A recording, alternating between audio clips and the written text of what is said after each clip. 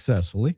Well done. Very Drew. successful. I don't like to use the term Yes. hero, but if you want to, feel free. No, you are. But few things get your heart rate going and wake you up and shock you awake more than hearing a dog or cat dry heaving somewhere in your bedroom, either on your bed or in the dog's making the and she's and you know it instantly. And I spring out of bed and help her and guide her over to an appropriate place for her to launch, and she throws up, and it's like, okay, well then a couple more, and then within like 5 seconds of me going back to the rack, the sirens go off. And then and the storm had been very gentle until then. Like I almost didn't. I'm like, they're talking about severe weather, but whatever.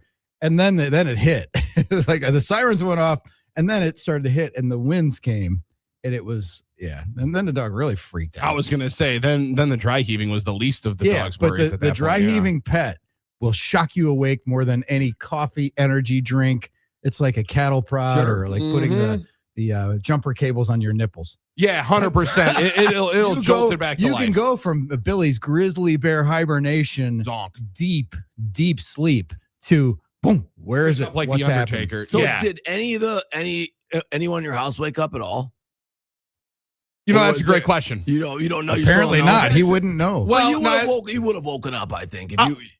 In most cases, I probably would have. We're in this delicate spot of we're trying to get the little guy to sleep up in his own room. Sure, okay.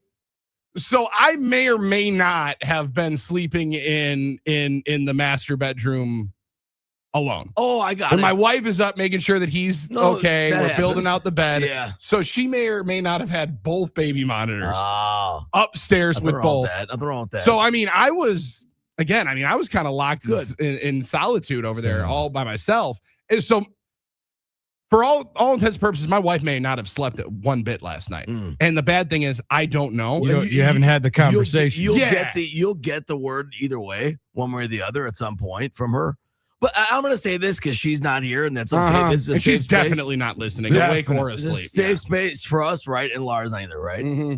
You need it that's good because you need to make sure you get sleep because you had to get up and do this show. I can't say it's a bad thing. All right, I'm going to say that. All right, now Lara, if she was listening, right, I might not agree, but in where I am in Greenfield, Billy, and you're a little bit west, but you're near me. The sirens were pretty loud and pretty distinct, and I don't know if I said to myself, okay, I woke up right when this thing's going off. I'm like, okay, this is not a dream. This is here. This is happening. This is a tornado warning siren. So immediately I look up to see, are there any active tornado warnings? At first, it took me a while to find one, but yes, because usually your phone gets the alert, right? Sure. Yeah, and our phone didn't get the alert. I'm like, all right, I'm just waiting. Now, Lena started moving a little bit in the monitor. I'm like, she's definitely going to wake up to this. She did, but went back down. And then I was up rustling around looking for some, thank goodness, thank you, Mark Baden. Our own Mark Baden. Yeah, our guy. Was on live last night, holding our hand through the alert, and it was southern Milwaukee County, so somewhat close to where we were, but not really. So I'm like, all right, I think we're okay. And I guess Lara told me she didn't wake up from the siren, but she woke up from me talking about it. Yeah. Because I'm sitting here going thinking, full Armen. All right, this is, because as you guys know, I'm in a fairly new domicile. All right, and I've already staked out the important parts of the basement to go in, staircase, basement, of which I have now because I used to be on the second floor of a condo. I used to not have that. You got to be so happy about that. I got the basement. I'm going through this moment in my head where I'm like, do I actually wake up everybody, get them in the basement? I mean, when you're talking about a 20-month-old toddler, this is a very dubious proposition, as you know. I mean, like, you better be right. Yeah, like, you better not mess this up. You better be right, and because my protection instinct is in there. I'm Papa Bear here. I'm like, all right, maybe I should get everyone in the basement. And Lara's like, we need to be seeing a funnel cloud before I'm going anywhere near that sleeping baby. I will say this: the siren was off by the time she woke up, but the warning was through 2:15. So I told her, look, we're under active tornado warning. I've been tracking the reflectivity of the possible spiral of where that is, and it would be south of us. So I think we're but it goes through 2:15. So she's like, all right, 2:15, I'm going back to bed because she wanted to sweat it out. She cannot relax until it was 2:15, like Earth knows, right? That's hilarious. Yeah. Like nature knows right at 2:15. So it was kind of funny this morning. And of course, my thought was like, all right, well, this is way too close to my normal wake up time. if it was like midnight or something, I'm like, all right, we can get back to bed. I'm like, what am I gonna do? Go back to bed and like for 30. So I tried to, and I did, but it was like it's right in the middle of the soup for us. So I was like, all right, well, let's get up and at him. Let's go. You know what I mean? I think Let's it might have been at him and then not get up and at him. I like that. I like the sentiment. But we made it through, and I'm telling you, through. It started blowing a little bit out there, and I was like, this might be the moment. Pause. 50-mile-an-hour winds. Pause. When I was a kid, there was nothing I was more fearful of than a tornado. I was very scared of tornadoes. That and quicksand, right, Billy? Yeah, I was scared. I was scared of that as a kid.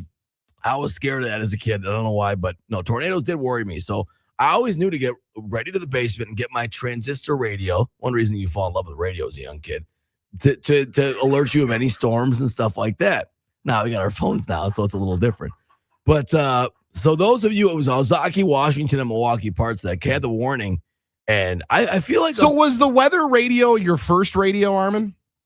Well, it was just my radio. Yeah, my radio. It wasn't a specific weather radio. It was just my radio. Because they did sell the super special limited edition weather tech. This National Weather Service. This one's never going to go out during a storm. No, I didn't have that one. We just had regular radios that I could get my regular. It was my Bucks game. Brewers all radio. right. You had your normal AM FM. All right. I'm not that much of a nerd. Okay, like I didn't have that one. I wouldn't say nerd. Well, and I wouldn't go to those name calling levels, Drew. I think what we go to you're this nicer point, than that. This would be a safety specialist or safety specialist. Yeah, pretty remarkable hall monitor. Yeah, that was the word I was going to go with. He ended up being an RA, so that's right, baby. It tracks. That's true. You are now just your house's RA. Yeah, you were training for your future as an RA. Right. Yes, and you were probably a school bus monitor, which I was too at one point in my elementary school. That's career. a good one. That's a good one.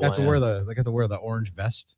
Yeah, you look legit. Well, I was a public safety officer for one semester over at Carroll University. Well, crossing guard. Let's be honest. Public safety crossing guard. You wore the yellow jacket and people cross the street and stuff. Absolutely, like that. Full reflective vest. But now you may go. Yeah. But you really get into that good pacing of being able to lock in. I am, as Armen was going on that 3-minute and 48-second story about the storm last night. I did eat up some real estate. But I'm going to be honest with you. I spent the last probably 2.5 minutes of it, Drew, picturing what Armen was sitting like as he's at Command Central sitting up in the bed. Right. All right, I got my radio here. I got the one earbud in as he's like mixing a Packers game in the 2:00 hour at home while his wife is sitting right next to him. Yes, it's a great visual. I was able to, the nicest thing is I had my wireless headphones in arm's length. So I could watch Mark Maiden on the phone and not wake anybody else up. Like start cranking up the volume. That would have been a little ridiculous, probably. I think. Yeah. So maybe. Yeah. All right. Well, that also reminds me that I've made the purchase. I might be going back to the wired headphones. Ooh, back to it, really? Yeah. You think about it, it's like when you're messing around during the day, at night especially, like a little easier for what you do, Billy, because and always it's like keep one in. Having the wired on flights. Not worrying about your AirPods blowing up and batteries dying and stuff. And like, oh, okay. The other part of it is easier. Yeah. And the other part is I'm just clumsy to the point where I'm now lost of all of them. I've one of Beats. I had 2 Beats and 1 AirPod that I've lost. Like, be walking the dog. It falls out. It's in the grass. It's gone forever. Can't find it. So sweet. Now I have to rotate and I have to keep 2 different packs and all of a sudden I can drop the other one. So I'm not that far behind. I also, the wired earbuds kind of felt better. And I go on the nostalgic level. You can really give yourself some, at least me, some high school vibes of where you put the wired earbud right into your wrist and then you held it right here so you can be listening to music or a Brewers game like during your class. Service or 100%. Like you're kind of napping, but you're actually listening to something. So I might be with you on that. But the blowing up, the one of the wireless headphones blowing up, that was one that was straight out of Law-Abiding Citizen for me.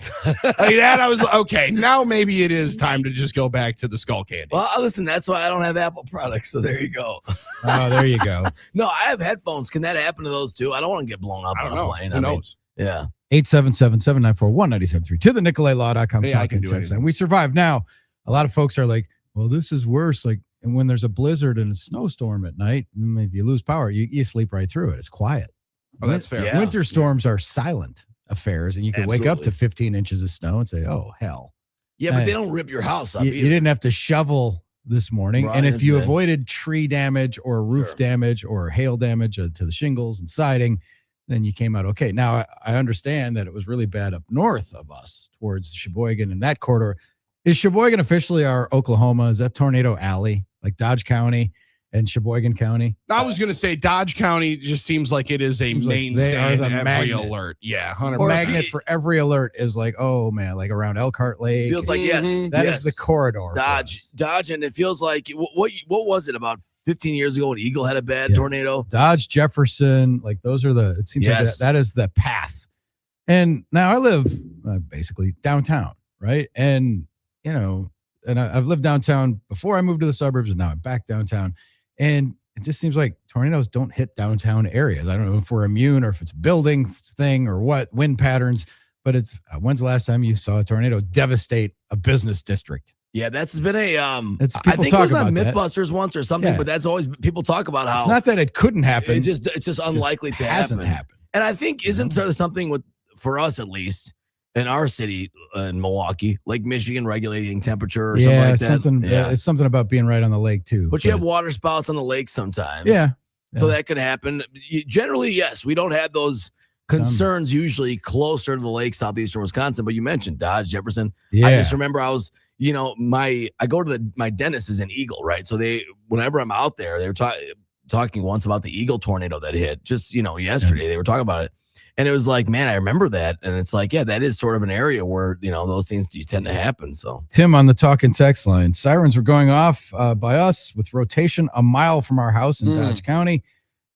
Waking a 5 and 7-year-old up at 1 a.m. to go downstairs is an experience for sure. Well, that is a concern. And if you're really worried about it, it's serious. Do you even wake them up? You just scoop them up and they're still sleeping. You're just holding on to both and just walking slowly downstairs. Probably a better idea. Maybe they'll stay asleep. Or I do remember a couple times as a kid heading to the basement, but it was never anything, that we've been pretty lucky. I remember urging my folks to go down to the basement. My dad being like, well, Billy, here's the problem. I think we're going to be okay. And then I'd be like, well, guess what? I'm not going to fear. I'll go down here and I'm just going to play Xbox, right? And we're even playing PlayStation. And that's why we're going down here. Not so we can double barrel on the TV of 2 different weather reports. Now, people were asking, Armen, what's your weather app of choice? Yeah, that's a good question. I usually just use the Weather Channel app. Are there better ones out there? And if there are, I'm going to be disappointed because, I had one called Radar Now for a while. That was pretty good because you could actually see the radar for where you were. And I like that. This guy's saying Weather Front is a really good radar app. I'm going to be searching these out today. How about Frankie on YouTube? Frankie's always great, but I don't know if Frankie I like. He doesn't have radar. My trusted meteorologist. I was going to say. He's up in Nova Scotia, right? Yeah. Yeah, that's an amazing spot, I would imagine, to be in. So Mike Witt is scared, feeding my nightmares. I'm trying to run away from them this morning. But on the YouTube comments, Armen, what if you were stuck in quicksand while the tornado warning was happening? Listen, we're trying to run from our nightmares. All right, Mike. I don't want to try and create the biggest fever dream. Tim told us that the rotation in Dodge County was like in the same spot as it was last year in Mayville, where some people are still rebuilding from last year's tornado. It was like almost about a year ago. So quite the alert day. And I'm sure it was bad in other places, but everything's local for us. And in the middle of the night when sleep is precious. And for those of us who get up with the sociopaths waiting to open the health club. Yeah, it affects the day. So interesting start. Now, a couple questions, which when it comes to like this, a blizzard would be quaint, wouldn't it? But it's summer and it's one day and we made it through a loud evening. Isn't that a better trade-off for having windows open during the day? Yeah, I take it. I'll make that trade. I agree with you as long as it doesn't happen, right? The actual tornado and everything. Well, yeah, you don't wish for that. It is pretty rare still. So you're right. And then when it comes to driving, even this morning, because it's like for some, it's even more dark than usual. For sure it is. It was like way darker.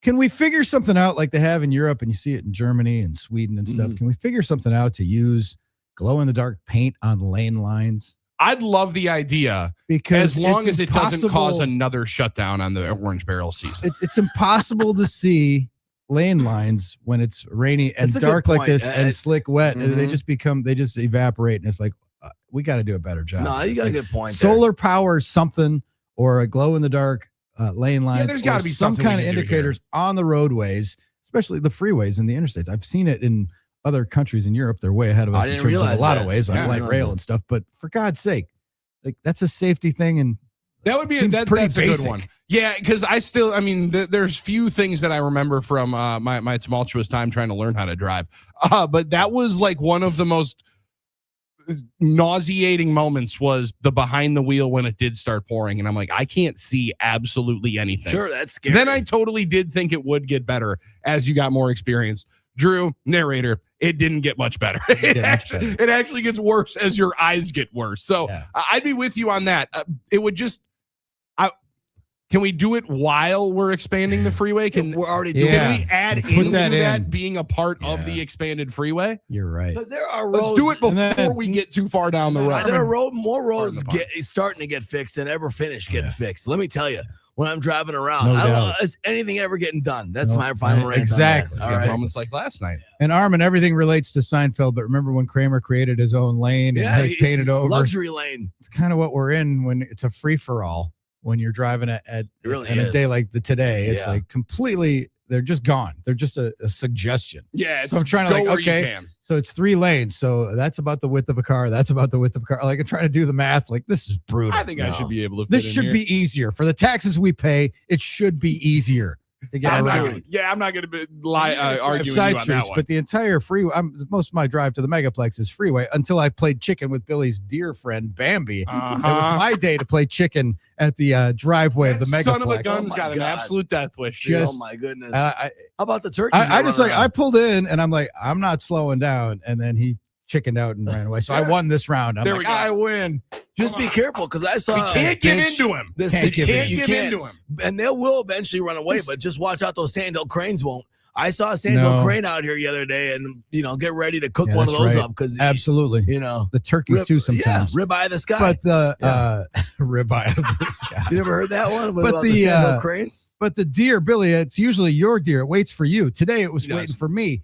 And if you stop or slow down to a crawl and just stop, they just kind of stare at you, and then you don't know what they're going to do. So I think you just commit to the bit. Yep. It's like when you're they tell NASCAR drivers drive through the smoke because you can't see, so just drive through, and just like if you try to adjust your course, just straight through the smoke. Yep. That's what I did. I take Drew's advice from while we were driving through the August 10th monsoon back from Lambeau Field. Oh my goodness, nothing's really worse than that. I would just stay right in the middle and keep it slow. I'd go right down I'd give it right down the middle and slow it down. I'd give it right down the middle and slow it down. It's great advice while you're on the golf course. It's great advice while you're struggling with a deer. And it might also be a good one here today while you celebrate, albeit a soaked version of 414 Day. Yes. Just keep it down the middle. Have some fun. Let's go. And then let's make sure that we make it to 6:40 first pitch here tonight for his Brewers. Absolutely. Now, to our listeners in the Madison area, we have listeners all over the state. We know that, of course, on 1070. Can they celebrate with us? I mean, I'm cool with it, but are they going to be cool with it? I don't know. I celebrate 608 Day, and July 15th is a fun day for me as well. There you go. 608, June 8th is a Monday. We'll be doing a show. We'll celebrate the 608. But today is indeed 414 Day. We'll celebrate all things Milwaukee. We're trying to unite out here, Absolutely, including getting through the first storm of the year. Buckle up. Severe weather's over. Cleanup has begun. You're hanging out in the Huddle on Fox Sports Radio, Wisconsin.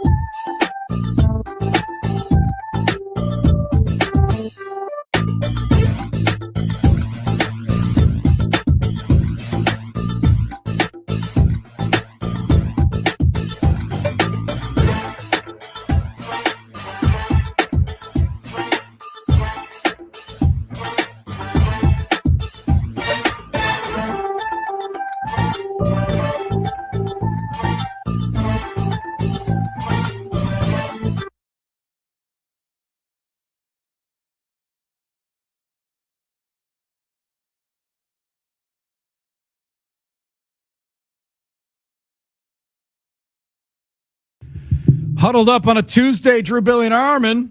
414 Day. It's Milwaukee Day, April 14th. Brewers back in action tonight at American Family Field. Can they bury the Wisco jerseys on 414 Day and represent? Good question. Can they bury those anyway? Win a game? Yeah, then maybe they just put them in a basement and bury a don't worry about 5-game it anyway. losing streak. But what about the Bobber logo? What about the Bobber logo is not terrible. Anytime I try and anyone's been saying anything about it, they don't like the jerseys. Everyone's like, well, but the Bobber logo is the greatest of all time. I think the coolest thing to come out of this is the supper club thing and the old-fashioned baseball glasses. Yeah, it is. Rock was loving those. That thing was amazing, and I'll tell you this: as somebody that did test it out. Now, I didn't test out the whole menu and get in video reaction. I saw some people do it, but I did take in the prime rib sandwich. Oh boy! What? Let the big dog eat. Yeah, big dog eat. Goodness. Now we're talking. So, Drew, you're right. The supper club there on the first level was 1,000% the best thing to come out of the weekend, and now hopefully the Brewers, maybe with some better news than we planned yesterday. Again, there's no indication of that. Just hope and optimism and dreaming. Hopefully, we get a little bit better bad news, if that is a better way of putting it, on the Christian Yelich hamstring front. That would be good. That would be welcome. It would be nice to have something like that where you expect the worst and it's not the worst. And boy, wouldn't that be nice? Yeah. It could be worse. Could be a fan of the Mets. Mm-hmm. That would be worse. Mets stole Freddie Peralta away from the Brewers this year, right? Oh, the Mets, damn them. Rich guys can do whatever they want. They've lost 6 in a row, and they've gone 2 games without scoring a run. Is that good? That would be less than ideal. Cubs are 7-9 as well. So in the 6 losses, they've scored a total of 9 runs. Oh, that's bad. No, they don't have any good. They don't have any good players, right? In their talent, They don't have any talent, right? No, they got Soto on the IL, and they've been playing. Yeah, and they've been battered and bruised, but they really have not been able to get anything out of that better rotation so far that they paid for. Meanwhile, on the other side of town, like the Yankees and Angels going at it with Judge and Trout both hitting 2 homers. You got your money's worth at that game. Yeah, no doubt about it. And the offense was a plenty last night. 13 by the Phillies, 16 by the Pirates. Mm-hmm. What are these Pittsburgh Pirates scoring runs like that? Well, they're especially when Skeens is pitching. They're serious now. That was the biggest shocker when Skeens was pitching. And really quick on Yankees Angels, I saw Judge's blast. It was 465-foot homer, and it made me think of one of Billy's favorite screeds. Yeah, is about the Mickey Mantle home run, right, Billy? Because I said to myself, if this homer that I just watched Aaron Judge hit 465 feet, an absolute bomb, was 100 feet less than this supposed Mickey Mantle shot, maybe Billy's right. And that is a little bit of maybe old Bill was on to something on that one. Yeah, an urban might have been about the ball that stopped. But yeah, it's hopefully the Brewers can get off the schneid, so to speak, tonight, get back in the winning column. And listen, I like I said, I kind of make little jokes about the uniforms, but I want the Brewers to do well in them. It's not that I don't want them to succeed. Oh, we know that, Armen, and everybody does. The only bad thing is when they're universally disliked, as they kind of were outside. I did see a lot more people outside of the state, or not outside of the state, around the state. Outstate, yeah. And some people, not maybe in New York, like kind of upstate. Oh, yeah. But no, people around the state maybe are using the term Wisco a little bit more. I still don't know any personally, and I would love to know and meet more that are using that term.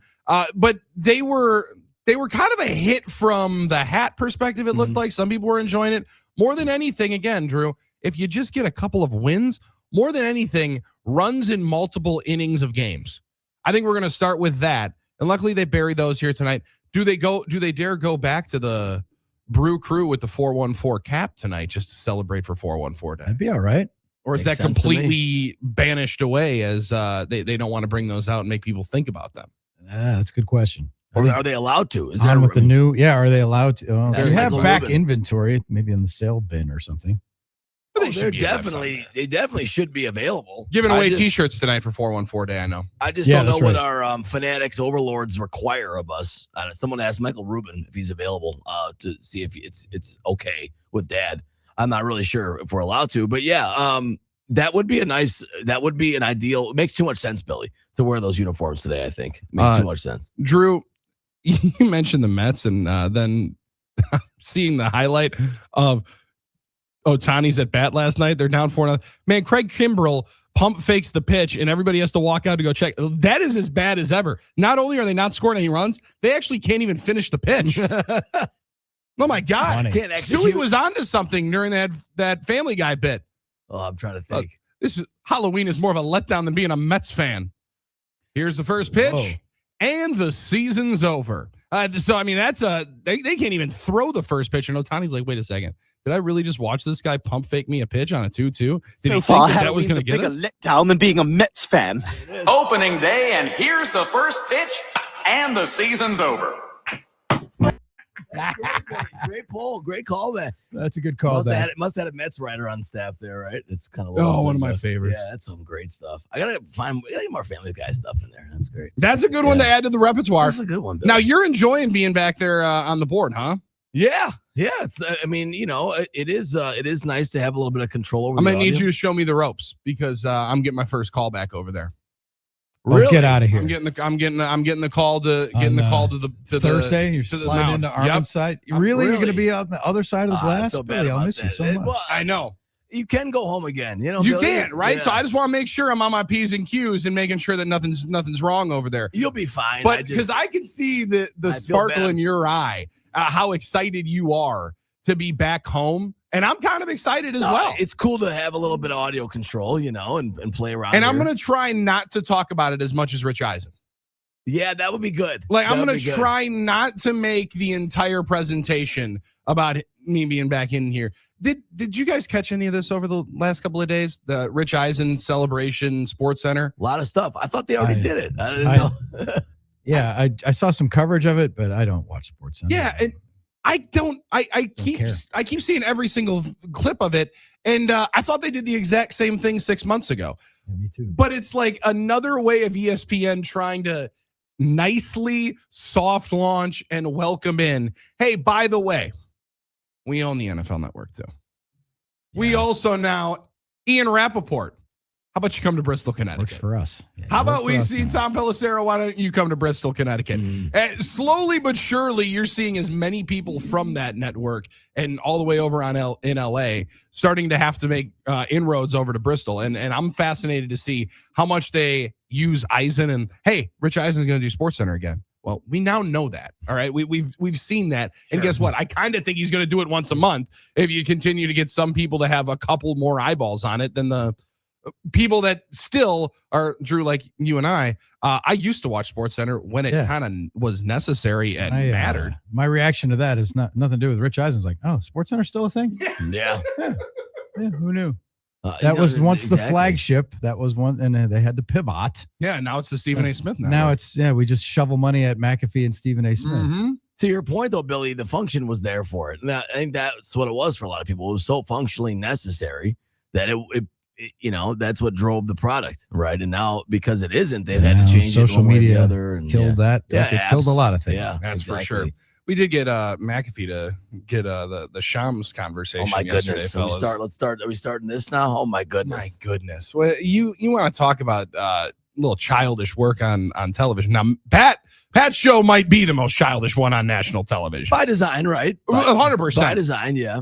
But man, when that dude comes in looking as trying to act as cool as he was yesterday with the pre-written out bars towards the Bucks, that was a heck of a day for Shams Charania, trying to validate and stamp his approval after the Bucks. He's still stepping down and departing of Doc. Still butthurt that Doc made that joke about Giannis trading him in the celebrity game. He's so upset about it, Drew. I mean, come on. If they only worried more about their own house than questioning legitimate reports. And how much of this, I know it's like, it's hard to fathom because like the other low level kind of irrelevant teams in the league, like Sacramento, right? Sacramento. I wouldn't even say Orlando because they're on the rise. They got Paolo, they got some good guys, but Sacramento and who are the other dregs? Like, well, the Jazz, maybe. The Jazz would absolutely be in there. Pacers, Sacramento.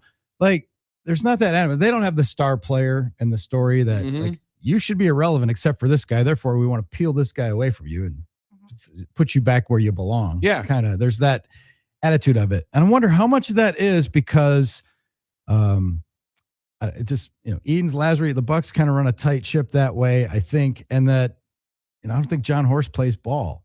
I don't think he's like one of those guys who's calling these insiders. And because the Bucks they've made moves that just out of nowhere, everybody. boom, No here's the scoops. info. Yeah, and that's the thing. And one of the things, I'm not jealous. I've been at this media game a long time, but this whole thing about the insider culture with like the Schefters and those guys, they make $10 million. God bless them. They're on TV all the time. They don't write anything. No. They don't put anything in. But true, they just can't take a shower. They just take calls from agents, right? And Yeah. they're kind of stenographers, and they just put stuff into the ether. And every once in a while, stories break, and there's no attribution. They just happen and get announced. And the Bucks have done a few of those, like the wave and stretch Dame, and the like just trading for Dame. Like no one knew like Adrian Griffin was going to get the job till he got the job. They run a Very tight down ship. there. And that's the way you're supposed to try to do it. That's how it always was glorified. And Drew, the most frustrating one to me is the lack of utilizing the reporting that is local. Like Eric Name has had 3 stories, and Jim has had 3 stories before. But they don't want to refer any to those. kind of report, and you never refer to it. And no one picks up Lori Nichols' quotes, which were great. Yeah, Lori gets 2 different stories with quotes from Giannis. There's not one regurgitation of that credit.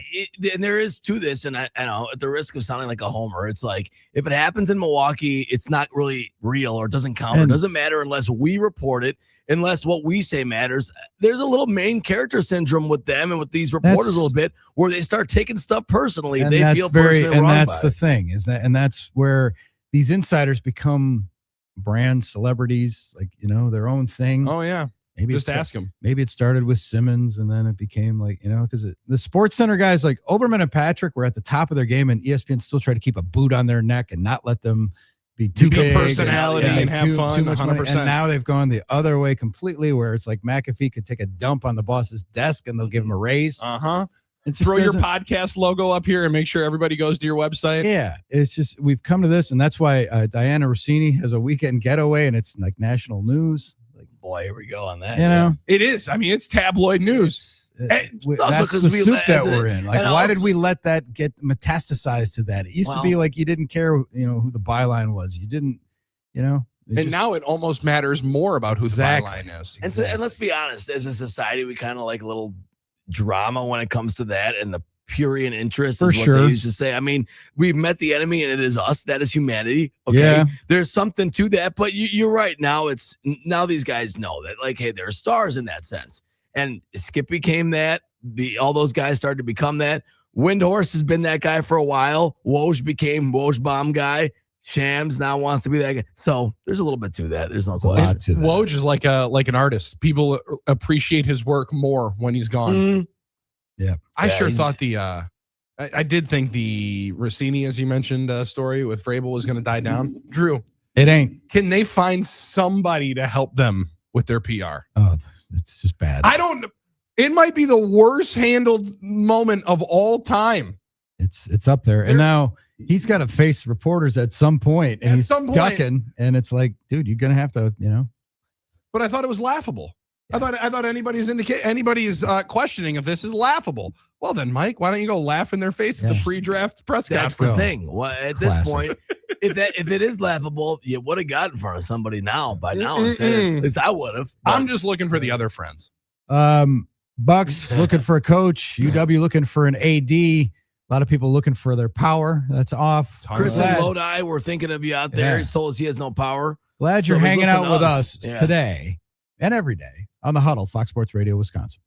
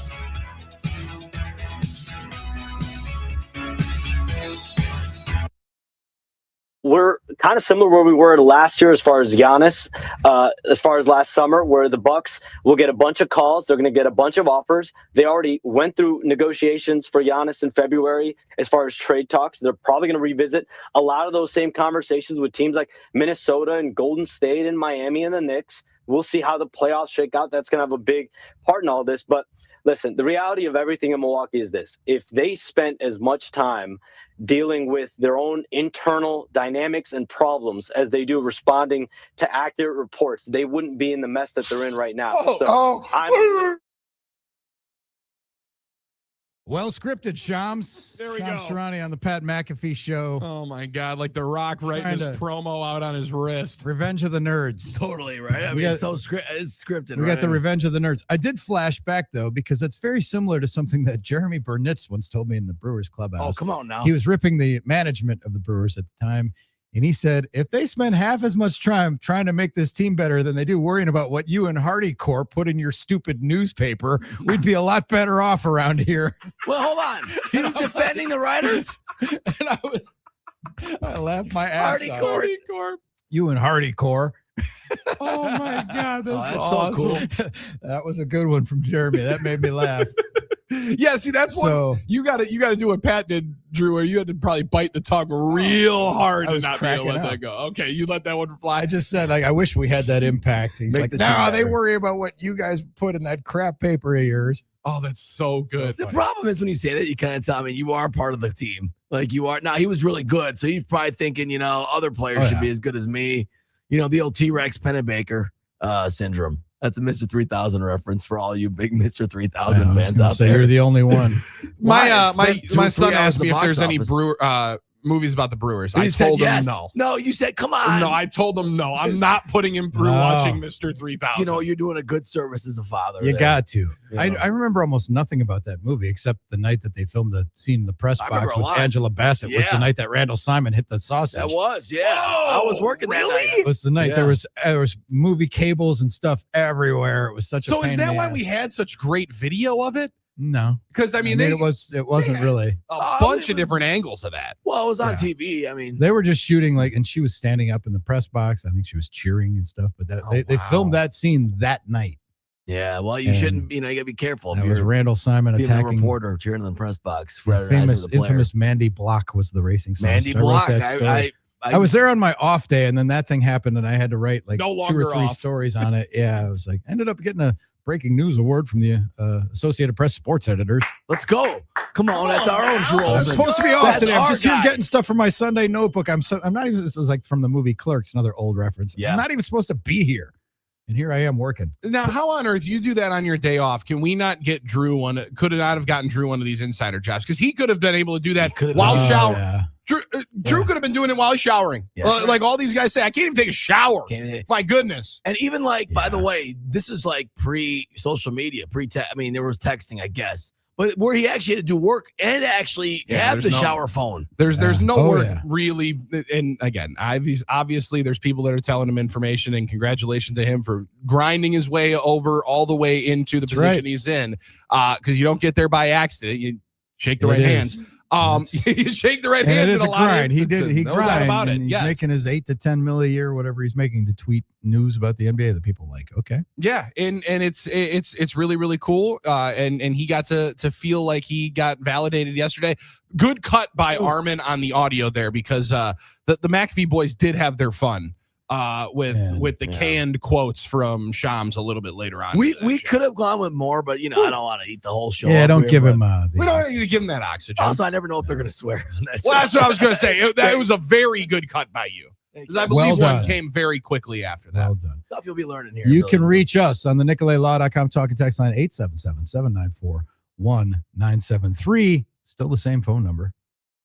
Hasn't changed. We thought it might. Waiting for it, but Yeah, we're waiting. People have told us that it was going to be happening, but our guys like Robert and Baraboo can still hit us up. Morning, What's up, men. Robert? Glad everyone's safe. I had the weather radio going crazy last night.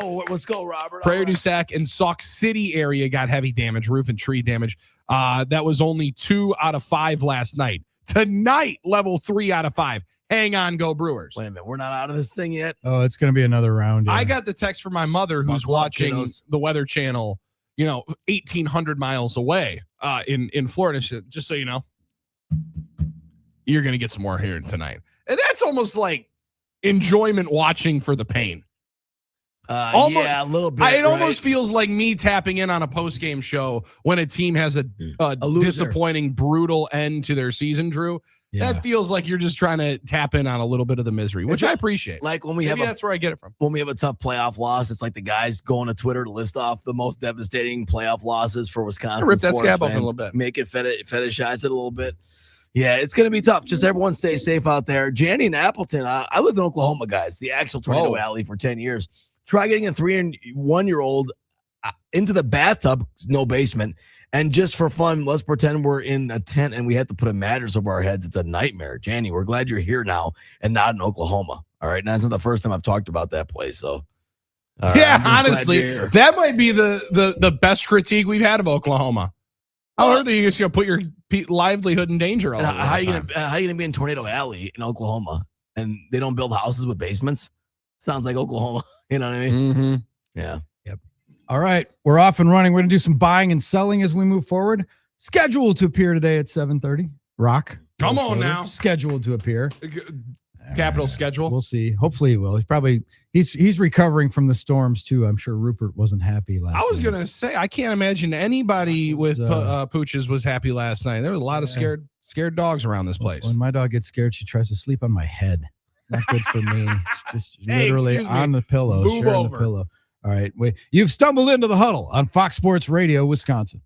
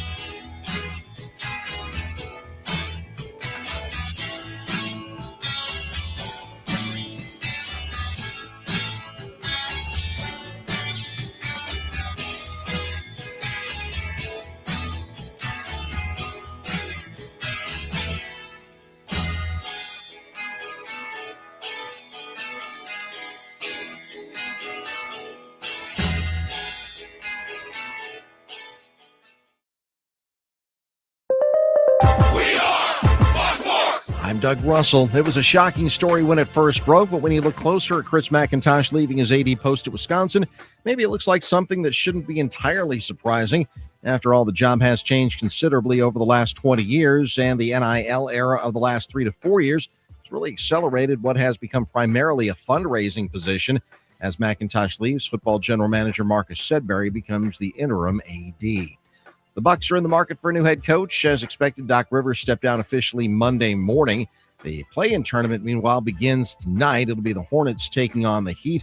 The loser eliminated from the postseason. Also, Phoenix is at Portland. The winner gets the West's number 7 seed. To baseball, the Brewers idle last night. They get back to it tonight, hosting the Blue Jays starting at 6:40. Jacob Mizorowski will take to the rubber for Milwaukee against Toronto's Kevin Gausman. Hour 2 of the Huddle starts now. I'm Doug Russell on Fox Sports Radio, Wisconsin. Good morning, Wisconsin, and welcome to the Huddle. I'm all for someone huddling if you have something to say. It's time to wake up and talk about the teams you love with the guys you love. It's just about getting the group together. I need you, you need me today. Let's keep touching each other. Let's make sure we feel each other. Let's make sure we smell each other's breath. Watch us on YouTube, Facebook, and X. You need 15 or 20 huddles to correlate with a number of cameras. Take the cameras off the field, and there'll be no huddles. Now gather around because it's time to huddle up. West left slot, 323 wide stick on 1. Ready, Bill Schroeder for blitz. If it looks like man coverage, I'll check. I'll go 200 yes. You got to cut and crack. Now cut and crack. Red, right, 18 Bob on 1. Ready, cut him and crack. If you look at this play, what we're trying to get is a seal here and a seal here, and try to run this play in the alley. We know exactly what we got to do. All right, that's all we're going to do. Let's go out and kick some tape. All right? 1, 2, 3. Keep doing what you're doing. Get our guys after and make it play. Be right, all the way outside. Wide, left, fake, 396 bag, D hand, C puck. Is that long enough for you? I want you to be proud of your profession. It's a great profession. Go out there and play this ball game like I know you can play it. With Drew Olson, Mythical, legendary figure. Bill Schmidt. Oh, my God. This man's been out all night. And Armen Sarian. This is it. Don't get scared now. Sanchez, we ready? Fox Sports Radio Wisconsin is on the air. We've decided to dominate a Tuesday the way the weather dominated the early morning hours today. Welcome into the Huddle, Fox Sports Radio Wisconsin, 920 Milwaukee, 1070 Madison, everywhere on the iHeart app, streaming live for you insomniacs, early risers, sociopaths at YouTube, X, and Facebook. Good morning. And where else could we be? I'm not sure. We got the weather report on here. It's supposed to be very warm today, and then another round of storms, perhaps. Like the whole week's going to be pop-up storms. Brewers, Blue Jays won't be affected. Roof will be closed probably. Yeah. Panels open, roof closed maybe? The panels open on Sunday was a beautiful touch. It was a gorgeous day in there. I assume that will be the case as long as we're not getting too leaky in there later tonight. But it's a beautiful thing, especially when they have to travel across the border to come down here and play. It's gorgeous. It's a glorious thing to know that you're going to be able to play 3 games unaffected by the storms that could be popping up at any point in time, but you will get wet standing outside waiting. Oh, you will get wet standing outside waiting. So probably a good day, Drew, for the car tailgate. Grab a beautiful cousin sub, maybe a Jersey Mike's, roll right down there, have a cold draft once you park the car sitting right there, and then stroll in. And when you have those storms where you have the hot air masses and the cold air masses this time of year, but the roof is closed, but it's it's like that crock pot effect because it's still humid and hot.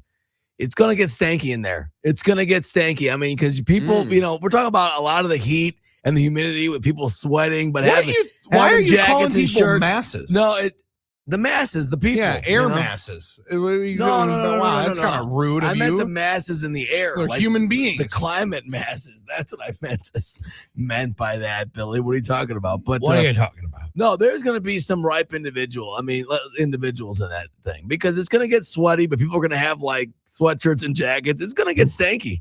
I mean, so just beware, man. I mean, this is the time of year where every place you walk into, it just has that BO smell to it, doesn't it? Am I wrong? Yeah, maybe. But now my man Grant alerted me to that. The problem is, Drew, I guess I'm the one that emanates I was going to say, where are you hanging out? I probably create most of the BO, maybe I just don't get it. It's just an example. It was me yesterday, okay? Yesterday, it's nice out. Well, nice. It's humidly warm out, right? And you're like, oh, warm weather. We're going to the park, but it might rain. All right, or it's going to get cold. So you bring a sweat. As soon as you put that sweatshirt on or any long sleeve and you emanate any sort of sweat, I'm telling you, man, it gets stanky, man. Anytime in this time of year, you have any sort of sweat, it's just so, I don't know. I just might be a good time to not sit too close to people tonight. Is that a weird way to say it? That's a good one. That's have your own section. Yeah. Have your own section. I might be foul ball night anyway. Drew's like, way to start this hour off, Armen. Yeah, Tuesday night. Thanks, Armen. Yeah. Armen saying people, this is brought to you by Right Guard. Okay. Yeah. They're surveying the storm damage. My old neighborhood in Wauwatosa took some huge tree down, and 20th and Greenfield is like impassable because a giant tree is down. Our pal Bill Huber, we were talking about, hey, we survived the storm and now we're doing a show. That's what was my tweet. It's 5 a.m. and Bill Huber's Bill Huber, our pal from Sports Illustrated up in Green Bay, said, easy for you to say. And I said, well, did you get slammed, power out, trees down? Our listeners care about their favorite correspondents. Yeah, sure. And this is me saying that right after I said that media shouldn't be the story, and we got these insiders that are now personalities. Listen, we shouldn't, but we care. But we do care. But Bill just replied, water in the basement. Oh, no. Things suck worse than that. The water in the basement is awful. But again, that's a personal choice. You buying or selling that it's better to have a severe weather outbreak like that than a week-long blizzard and ice storm. And give me summer's wrath over winter's anytime. Yeah, because it ends up being wherever I'm in, I'm going to bitch and moan about that one. Yep. Because I do enjoy the national pastime of complaining about the weather. I actually don't mind being locked in with the snow. I'm also a large individual that in the hot, humid summer months, I'm the large air mass that Armen was talking about that just stinks. So it's tough for me to always choose summer, but I'm going to do it 10 times out of 10. It's the only reason why I consider possibly at some particular point in time in my life, I'll potentially live in a desert and or in Florida, because the heat is just it solves more problems than it creates. It solves too many problems on happiness and UV rays. So I'll take the heat. I'll take the summer storms, especially because now I don't have to worry about that snowblower for the next 6 months because your boy ran the gas out yesterday. There it is. Way to go, Billy. And boy. No, I'm with you. I mean, in general, it is better. I mean, as long as you don't have those severe situations like I'm seeing, these poor guys on 20th and Greenfield have their cars hit by the tree. Ice storm, for instance, is you talk about snow can be a nuisance, but the ice storm can be a very, very big damaging thing. And losing power in the winter is obviously more dangerous than losing it in the summer. It's just more uncomfortable in the summer. So I'll agree with you on that, Drew. Yeah, there's no question about that. That we would take the risk over the winter stuff. Yeah, I that's me, personal preference, but I like warm weather over cold, and Now, our friend Aaron Nagler is a staunch disagreeer of that. He's always going to take the cold over the warm. But he also lives in New York, where it smells like garbage and urine and vomit. I was going to say all of that for a good 3 months. You talk about all your bodily fluids there. All of them, man. All of them. Riding the D train. Talk about a lot of air masses. 877-794-1973. We are buying and selling today. That's what we do on Tuesdays. Buying or selling. Buying or selling, my contention that we need to figure out a way to do the glow-in-the-dark paint or some kind of solar reflector thingies to make it easier to see lane lines on our streets, especially on a dark morning like this morning. Here, heavy clouds, dark, and the rain made it impossible. And I'm just thinking to myself, why can't we do better? I saw this in Europe. I don't know if it was Germany or Sweden or one of those Nordic countries, had the lanes lit up at night a little bit. That's fascinating. That'd be good. Let's go. Put the solar panel thingies or little reflector things, or just kind of paint somehow, some way, glow in the dark paint. It should be easier to see lane lines. And let's do it while we're doing the road construction. I'm buying now it. You're talking. I'm buying it as long as we can double it up onto the ones that we're already rolling with. Because otherwise, I'm going to sell that. I will figure out. There will be some son of a gun that drives all over the place anyway. We live in Wisconsin, especially at 4 a.m. Like there's certain guys, sadly, that are driving around 3 different lanes anyway. So I think I might sell it unless we can do it on the deals that we got right now. How about buying or selling, fellas? One thing that we kind of missed on a little bit yesterday. Are you buying or selling that the Packers One, the trade that flew kind of under the radar over the weekend of Dontavian Wicks to the Philadelphia Eagles. So the former 5th-round pick traded to the Eagles for a 5th-round pick in this year's draft, a 6th-round pick in next year's draft. He signs a 1-year, $12.5 million contract with Philadelphia. Dontavian Wicks seemed like everybody's Nitschke Field all-star every single year. Yeah. A little bit of the all-22 Prince when people would rewatch the game and be like, look at this guy always open. But production kind of speaks for itself, Drew. To turn a 5th-round pick after 3 years of service into a 5th and a 6th, that seems like pretty good business to me. And he scored 11 touchdowns. He's played well. Yeah, he's produced, no doubt about it. He's been able to have good games. We had him on Packers OT a couple of times, and I dealt with him at at our Shields toy drive and stuff, and he couldn't have been a nicer dude. Like talking to him, a good player. I thought he was just kind of scratching the surface. What this says to me, and I don't know if this happened, but in the interest of like harmonious workplaces and stuff, someone, maybe even a position coach, not Goody per se, but someone maybe should have called him and said, "Hey, we're trading Dontavian. Matthew Golden, saddle up. This is your chance. Here it is. You are sliding up, and we wouldn't have made this deal if we didn't believe it's your time. Yeah. Underused it last year, the water under the bridge, you got your feet wet, now you're coming back. You're our guy." I hope someone placed that call, because that's what this move says to me. Totally does. It's Matthew Golden's turn to slide up move up a seat, right? Dobbs is going like, you're our guy, and we traded Dontavian because we believe in you. And then it gives him a little motivation. Not that he needs it because he's getting paid and he's going to work out, but just that little carrot, that little touch, little touch. We've lost that in this age of Zoom and working hybrid and remotely, and like bosses. The only time you ever get any news from work, it's usually bad news. Bad news, yeah. Pink slip. Yeah, pink slips, or it's not. Hey, you guys are doing a great job. Hey, we're gonna here's some pizza. You're doing a good job. No one does that anymore. Yeah. That's just bad. So I would say Golden, as well as Jaden Reed, would be the one that I also think of too, right? Definitely. Like, I mean, somebody coming up on a contract here, he knows that it's going to be. Reed and Watson have their own carrots. Like, they know that they're up. Like, they have to stay healthy and be productive. And my theory of the case in sports has always been that players heading into contract years stay healthy, and they're usually as productive as they're going to be. 100%. They will gut through things that other guys might shut down on. They will, they're supremely motivated. Yeah, by cash. It is interesting because, with the case of Dontavian Wicks, on the surface, you're right, Billy, 5th and 6th round, although he was a guy that flashed potential all the time. You mentioned the 11 touchdowns. He had that one real long stretch where he had problems with drops, but he was always a guy that was open a lot and always showed himself to be potentially a guy that you could get value out of, beyond his position, to transcend his draft status and all those type of things. So, is there a chance that he could be a breakout type guy for the Eagles? And then you might look back saying, did we miss out on somebody? Should we have given him more opportunities? He did perform well for the Packers. He was a great pick, and he was a guy that they identified well late in the draft that had talent to get open and did very often. So in general, you'd say if they're not going to re-sign him, hey, get an extra pick for him that you already drafted him with. That's a good idea. But he was the personification of that receiver depth that we like to talk about and celebrate so much, that did the Packers well most of the time, and sometimes maybe didn't come through as much as we hope. But now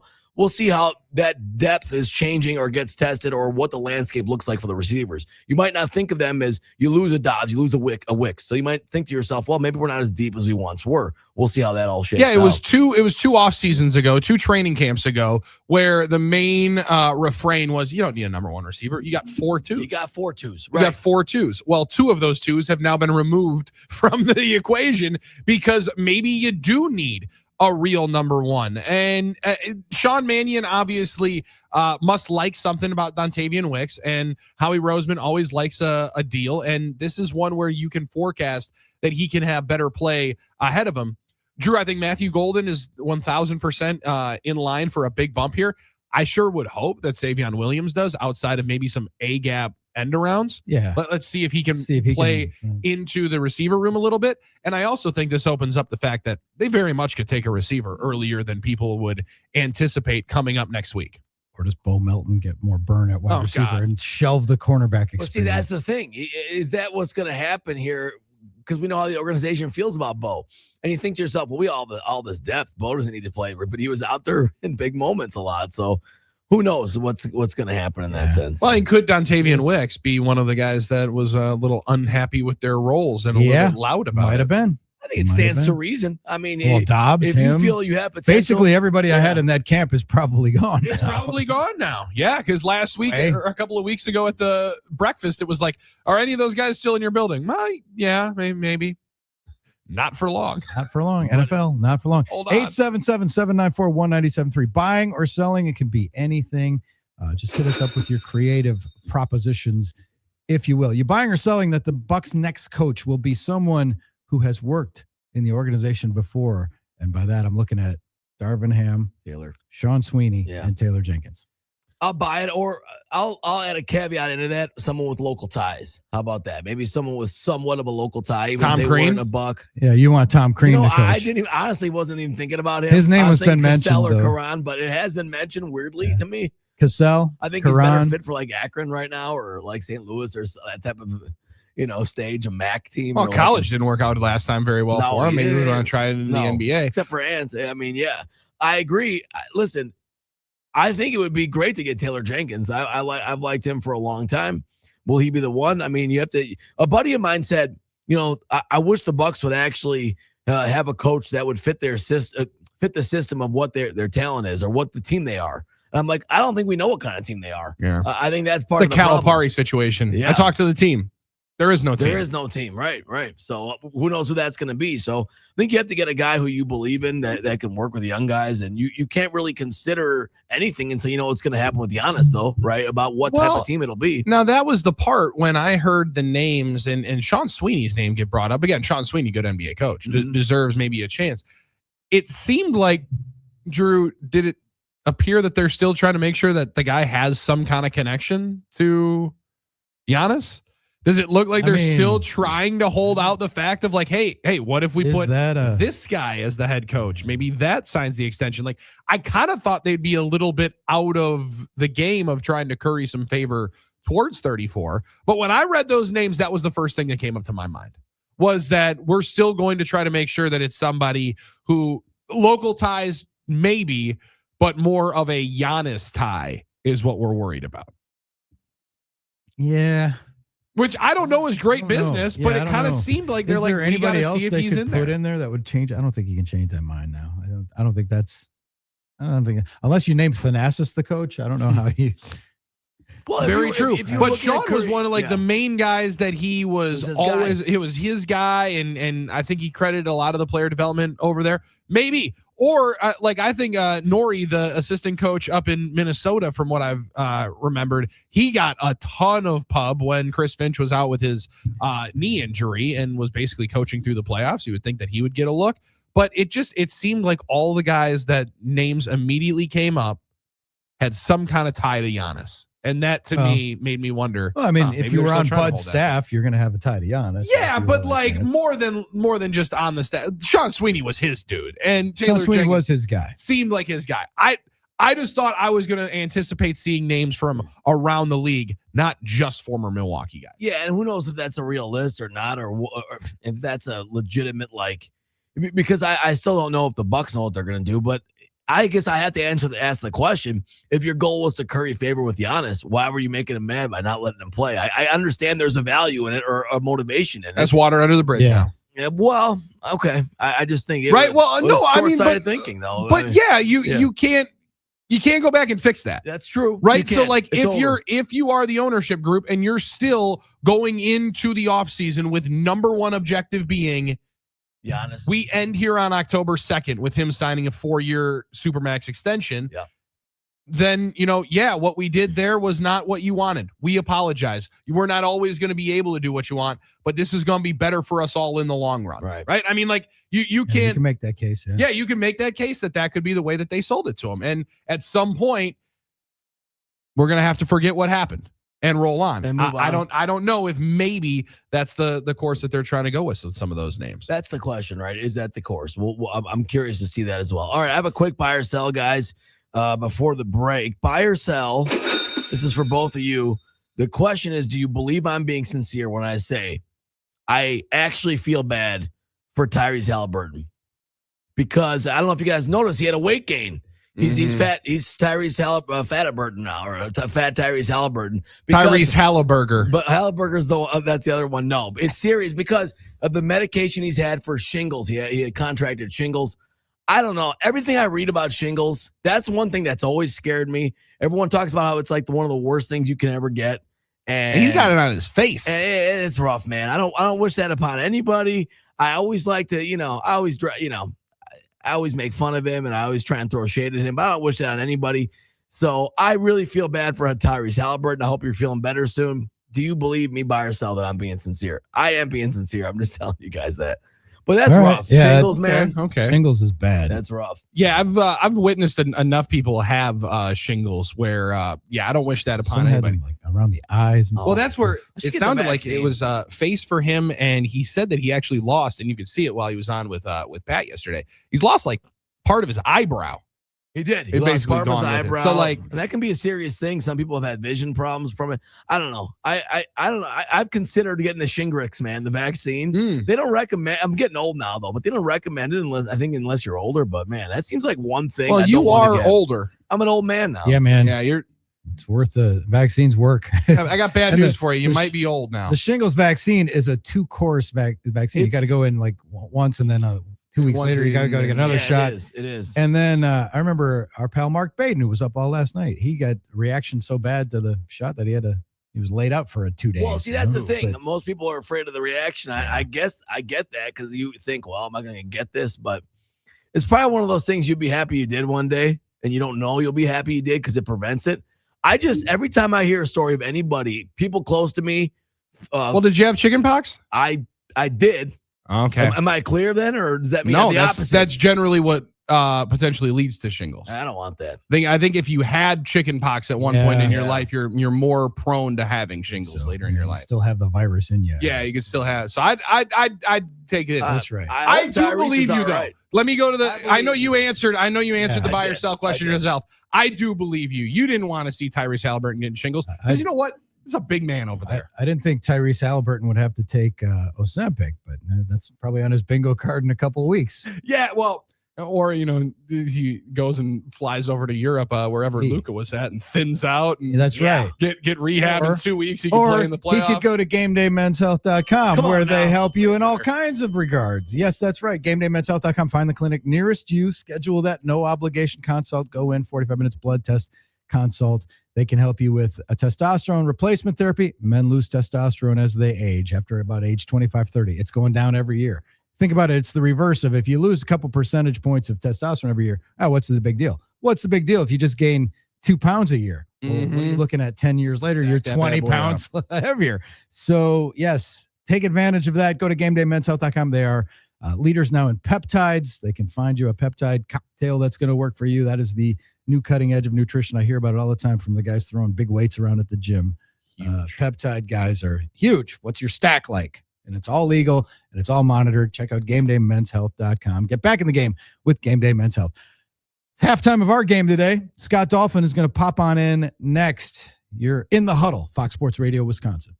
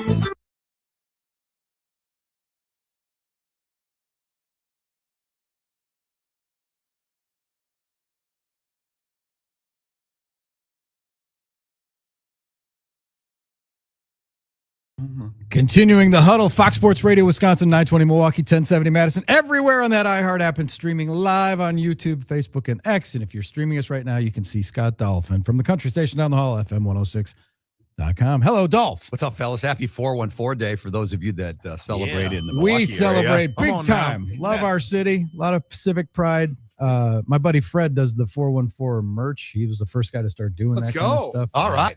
Yeah, he's got it going on. Yeah, I had a 414 T-shirt for years, and then I lost weight, and then I had to give it away. But wow, it was always fun at Summerfest, getting the cockeyed looks from people from Chicago that would say, "What does 414 mean? Why are you wearing a shirt with 414?"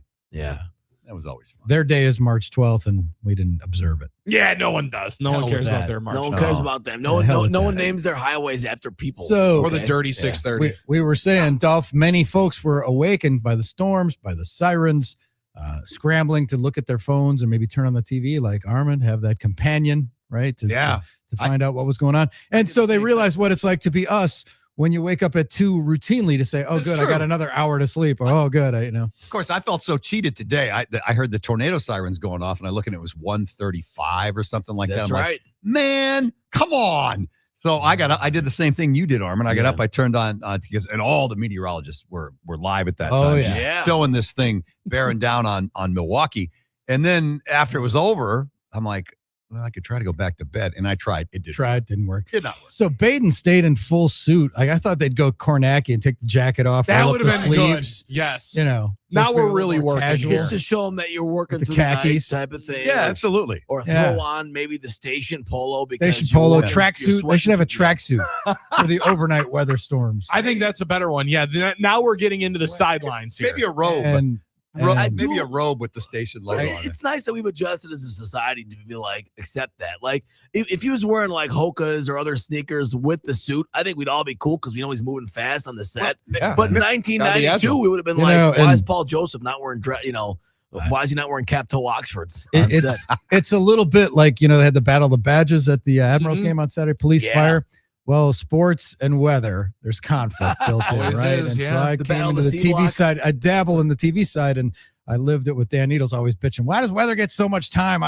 They shave 30 seconds of my highlights because of freaking weather. Because it's gonna rain tomorrow. It's gonna rain up in Sheboygan. So therefore, and he would bitch about that. But those guys, man, they earn their money on nights like last night when they go 5 hours, no prompter, no nothing, just filling.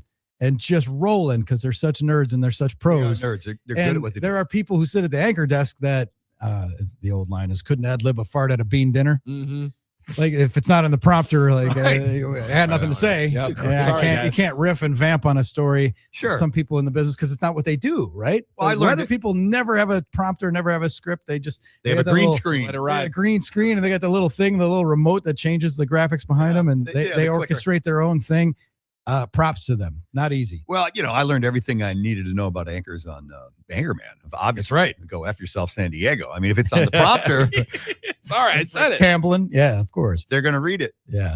So, we survived that storm. Brewers not playing until tonight. The roof will be closed, I'm sure. Kind of a slow sports day without. It was great last night until the storm. It was I had no FOMO with anything. Now, it's buy or sell Tuesday. So, Dolph, let's go back in the Wayback Machine. We'll get in the DeLorean, but we're only taking a short trip to the day after the U.S. won gold.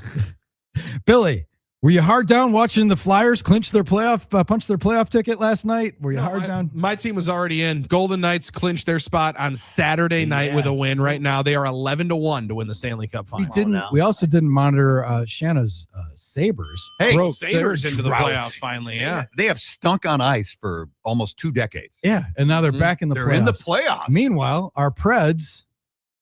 They're eliminated, but that strengthens the Admirals. It does, and it's kind of weird because they were on a little bit of a run themselves. Looked like they might make Preds, it. Preds just ran out of gas. Isn't that the weirdest thing for your favorite baseball?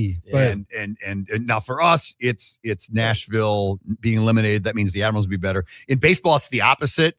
If the Brewers are eliminated, the baseball team there is better for their playoff run. It's so strange how that works. It is strange. That's the symbiotic relationship. And a lot of people would say Nashville's the big league city, Milwaukee's the minor league city. Well, no, not in this case. Not in this case, no. Not in the case. It's completely flipped on its head here. Program, but a lot of folks think Nashville should have a baseball team. It's a nice park that they have down there for years. We did our show during the CMA Music Festival at the old place That was a dump. Was that Greer Stadium, the old one? Stadium. That was it was a dump. It was in a crappy part of town that was, on the other side of the freeway, a lot of industry out there.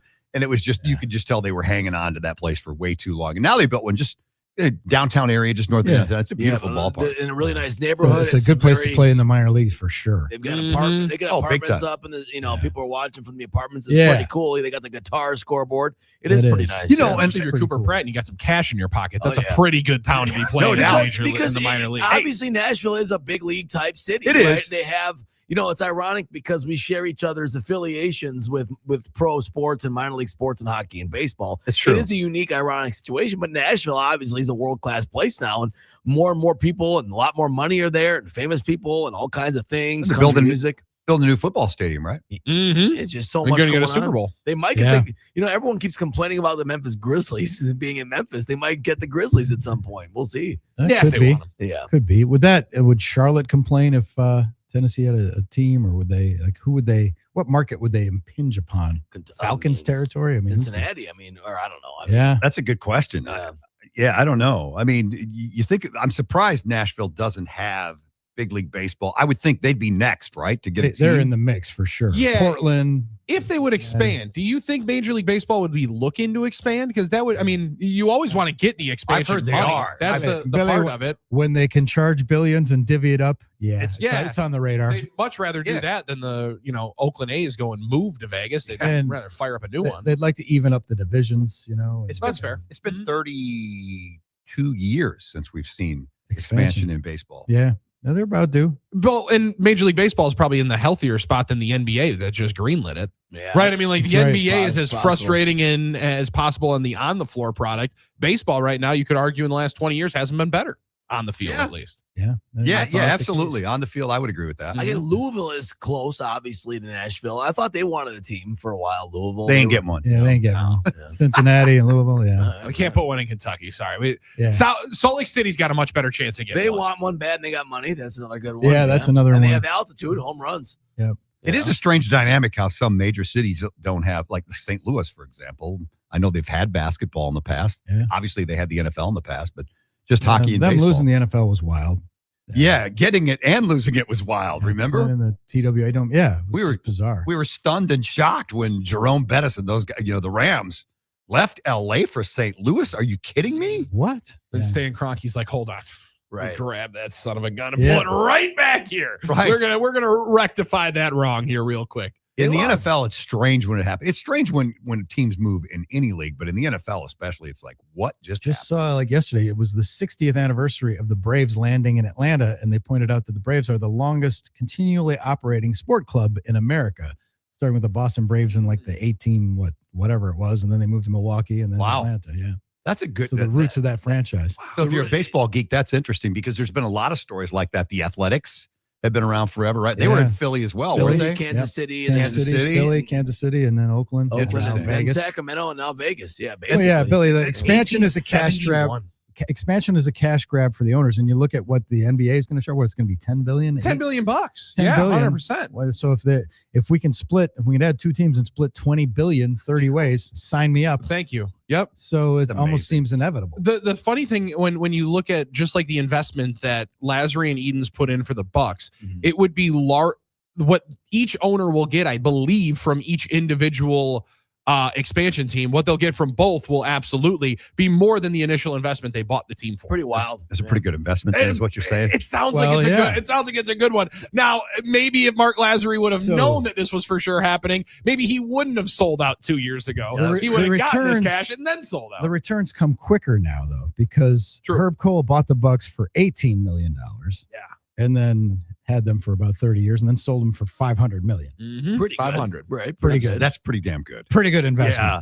But and look at the real estate. What was the Bradley Center built for in the late 1980s? 81, I think. It was right? $78 million was the gift, I think, with some ancillary infrastructure. And then there was overruns. Like 75 to 78 million was the Pettit's gift. Okay, and then Fiserv was more than Miller Park. Yeah, or close to it. Close to it for a downtown arena, close more to than it, a 42,000 seat baseball. Because Miller stadium. Park, I think, costs like $240 or $250. initially, if I'm not mistaken. Yeah, I think you're right. 225, and then the repair costs are more than that now. I mean, it's true. Pretty wild when you think about it. The insurance policy is good. Now, wasn't the joke, Drew, that the cost of the building the Bradley Center went up during the time because they kept complaining about where to put it? It was, yeah. And took like a long time. Lloyd Pettit told me one night in his suite at the Bradley Center that they almost pulled the gift. They were so mad at the politicians hemming and hawing on the site that they almost pulled the gift and said, "We're not." Because some wanted it downtown, some wanted it by the stadium. So pretty wild. Yeah, that was the thing, and I'm glad they put it where they did. Yeah, I don't know what if you had a do-over, would AmFam Field have been better downtown? Probably. A lot of people say that. Although our tailgate culture is strong, then you're gonna get the outstaters angry about the not having parking lots. This has been a big thing, right, Billy? We've seen that on the internet. So. Well, I'm disappointed they didn't do more around it initially. I mean, they make it without tailgating at Fenway, Wrigley, Yankee Stadium. Wrigley's a great place, but it sucks getting there, parking, everything. The Twins have a lovely ballpark and a horrible team. Yeah. And so that is but again, there's no real tailgate opportunity there. Not a real used to be tailgate at spot. the Met, where they used to be in Bloomington at the Met. They had that. I guess more of them are downtown than not anymore, right? I mean, well, I guess the Rangers are out there in that theme park area, where everything theme park's is in a good Arlington. way to put it. Yeah. Mm-hmm. Tough thing is without a light rail, like a real system, Hop didn't go there. Darn it. Being able to get in and out, like it's difficult to just go full free. I love it where it is. I'm with Dolph. I would have loved them to be able to do a little bit more around it, and maybe they do at some particular point in time. But I don't know that I'd prefer it to be downtown. And to your point, the Bradley Center really didn't move the needle either. I mean, nothing happened on that side of the river. Bars. Yeah, maybe, but on that side of the river, it's someplace you simply didn't go if there wasn't a Bucks game or maybe an Admirals game. Ghost town. Except for Turner, that one spot in the building, they couldn't keep a bar there. Yeah. It was like 94 different bars under that painting structure. It would change every 6 months. That's true. It was Ivy Lounge, then Center Court, then this, and then it's like, why? Ciotti's Italian restaurant. Yeah, you would think practice. people didn't go, and they didn't. However, Turner's obviously was an institution, so people went to Turner's, but once they built Fiserv Forum, they really invested in it. And then they built Deer District. That's all the Bucks. And now look at it. And now they're building they just announced something again last week that they're going to put in that vacant lot on June or on McKinley. Armen complex. But again, it sure helps when that coincided with the best Bucks team of 2 or 3 generations and the best player ever since Kareem. So I don't know how it's going to happen if a new generation and a new group of team and not as good. We'll see what happens, but you hope it succeeds, of course, and you hope the Bucks succeed. But every time I see a train rumble by American Family Field, you do remind yourself that there are tracks there and there are trains, and you wonder maybe there could have been trains taking people to the games. Absolutely, could have been. Maybe. I mean, I get water taxis. Could have had a high-speed rail between here and Madison, so we could go to a Badger game and have fun. Would have been nice. Well, and they're talking about that again, right? That's going to happen. Yeah, I mean, but nice. I know light rail's expensive. You look at Minneapolis. You can jump off a plane at the airport and you're downtown on light rail. It's really good setup. Yeah, and people usually go to games and downtown events, concerts. It's a good setup there. Yep. Yeah, then they build an open air baseball stadium, which I thought was kind of odd for I Minnesota. did too. Brutal one. Nice place. That was the you know how we always say if you've got a taskmaster as a coach, your next coach will be a player's coach and vice versa. Well, they had all those years where on those beautiful July, August nights, you walked inside to the gloomy Metrodome. What a dump. Yep. And they had to correct the market. They should have gone retractable like Milwaukee, have the best of all worlds. Didn't do it, but I get it. Like they had to correct for, it was rough going in there on a beautiful night. Like going into now, if it was really hot out, the air conditioning hit. Then it wasn't the worst thing in the world. I have to admit, those late November college football games or going up there for a Bear game during Christmas week. It was nice. Minneapolis is a lot colder than Milwaukee. It was like 11 degrees on the 20th of November. It was nice to walk into the dome and take your coat off. And they have the Skyway system there. Yeah, that's true. Like getting around downtown, you don't have to go outside at all. Best Target ever. Yeah. On Hennepin Avenue. It's about 4 or 5 stories high. Yeah, and that I knew a guy who had a job at the one of the newspapers up there, and he's like, "Yeah, I go from my apartment. It's a 5-minute walk. I don't even have to put a jacket on." He didn't experience outside. He lived in the tunnels. I'm like, that's crazy. You're like a miner. Yeah.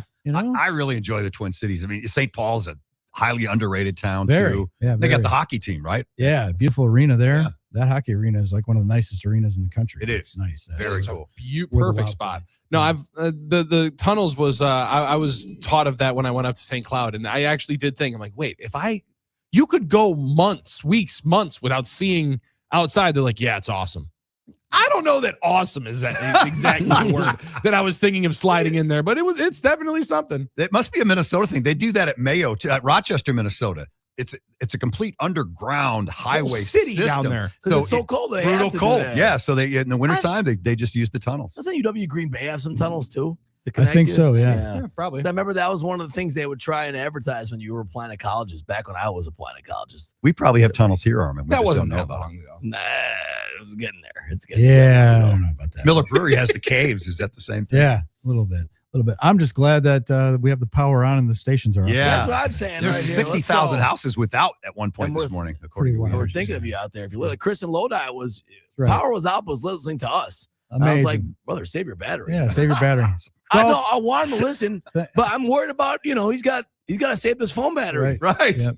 Dolph, No? thanks for popping in. Thanks, Appreciate fellas. you as always. Halftime is over. Let's make our adjustments. Bill Schroeder going to join us, scheduled to appear at 7:25. It's the Huddle, Fox Sports Radio, Wisconsin. My wife just texted me. The power is out at their school. She's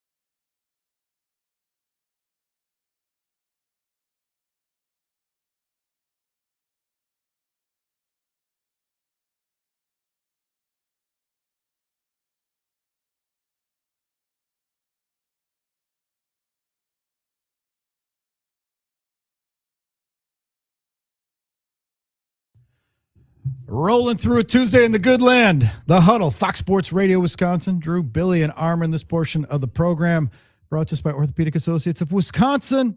Orthopedic Associates of Wisconsin. There is a difference. Check out orthowisconsin.com. I am now officially 2 years past my hip replacement.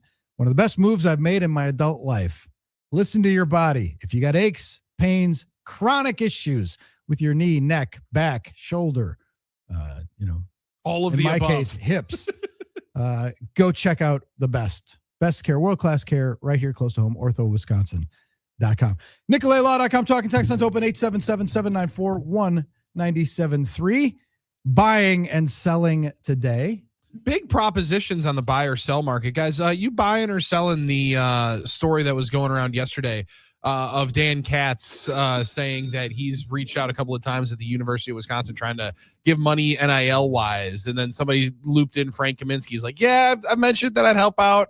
I haven't really been. Are you buying or selling that? Because it seems like kind of low-hanging fruit to jump on at a. That seems to me like the bar fight's going on, and it's like, hold me back. My friends, hold me back. I've been trying to get money too. Yeah. I've been trying to.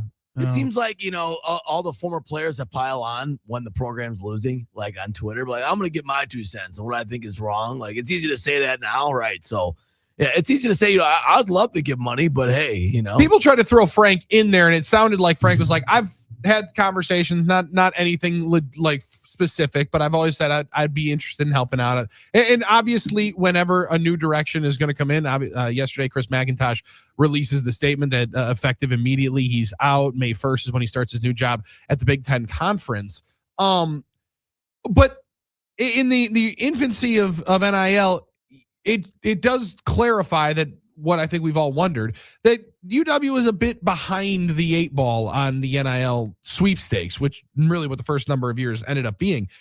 It does feel like, though, that maybe screaming into the microphone and cussing it at the celebration of winning the Big Ten regular season at home, maybe there was just certain things that certain people in that institution didn't necessarily love. Perhaps. Maybe when certain people leave, maybe those phone calls happen again. Or, the freedom of speech, freedom of consequence thing, Drew, is always one of my favorite dynamics. Well, you can absolutely say what you want. We are also entitled to then feel some sort of way about it. And I wonder if that might have been what's going on. Hey, our superhero of the day, let's make it all the meteorologists that worked all night last night. Indeed. Yes. Let's Current go. Electric superheroes of the day, keeping us safe. When something gets preempted, they get yelled at. God forbid it happens during a game or The Bachelor or something, that they have to go live to tell people to get in their basements. And it's like, that's an hour away from me. What are you doing this for? Well, come on. They're keeping people safe.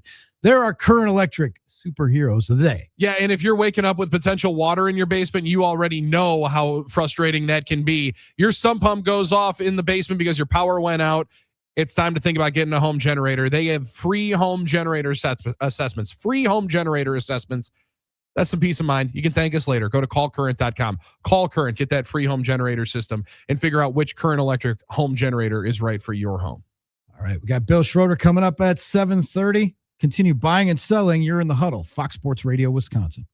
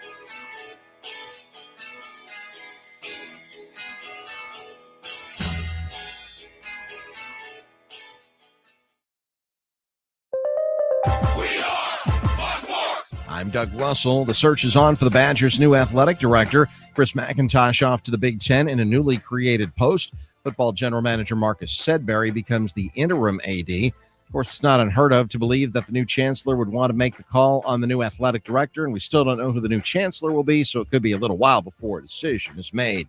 To the NBA, where the play-in tournament begins tonight. It'll be the Hornets taking on the Heat. That'll tip off at 6:30. The loser is eliminated from the postseason. Also, the Suns take on the Trailblazers. The winner will get the number 7 seed in the West. The Brewers are back at it tonight, hosting the Blue Jays starting at 6:40 at American Family Field. Jacob Mizorowski pitches against Kevin Gossman. In the Central, it was the Cubs losing to the Phillies 13-7. The Pirates clobber the Nationals 16-5. The Cardinals lose to the Guardians 9-3. The final hour of the Huddle starts now. I'm Doug Russell on Fox Sports Radio, Wisconsin.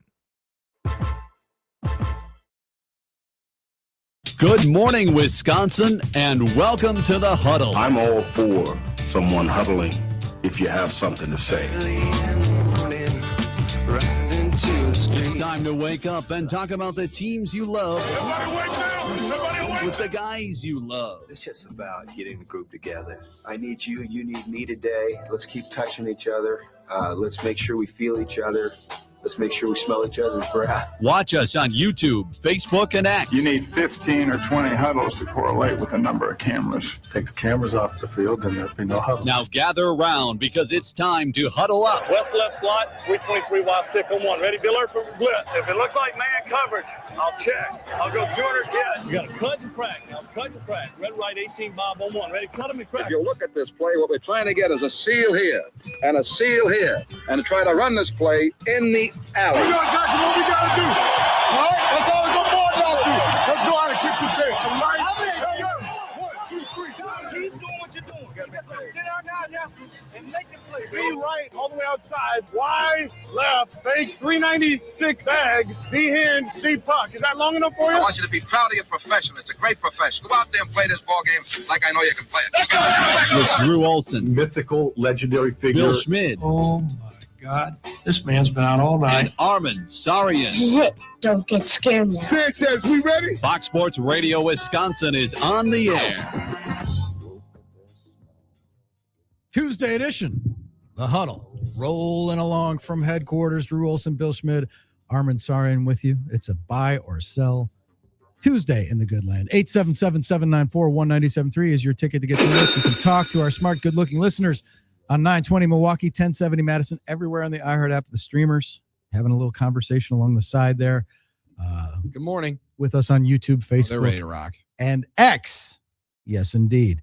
Buying or selling that the Brewers will have to wear something Milwaukee themed on 414 Day. You think they're aware of it? They're giving away a t-shirt in the house tonight. I got to think there's something. Now, I don't know if William Contreras can go like full Milwaukee flag on the chest protector, but I got to assume he could do a little something special there. What was his Miami Vice gear with something else, huh? The Wisco stuff. Like that was kind of wild. Well, I wonder if they tried to match that orangey color and it looked pink. Like, do you think that's what it was? I mean, they were doing something. They were doing something, but I also don't think anybody knows what any of those colors exactly were, because the prominent sunset color probably should have been the entire script. Then you would have been able to know how it flows. But yeah, he was. He's always going for a fashion look, right? Cool, right? And Williams always looking good behind the plate. Yeah. And like, I think catching gear is one of the things that for a while, when there was no variation in uniforms at all, it was one of the things that was actually kind of cool, that was changing things up. When catchers stopped wearing the hockey mask, or just the umpire mask, and started wearing the hockey helmets, I should say, and they kind of had designs on them. I remember I remember watching like a feature 20 years ago about that at some rain delay and some, rain delay programming. So, but William always has something cooked up there, and the manufacturer. I'm surprised there's not ads on those things yet. Really, I'm surprised there's not an ad on a chest protector or something like that by now. So, yeah, it is kind of surprising that we haven't explored all of that yet. especially in college with the NIL. I was going to say, right.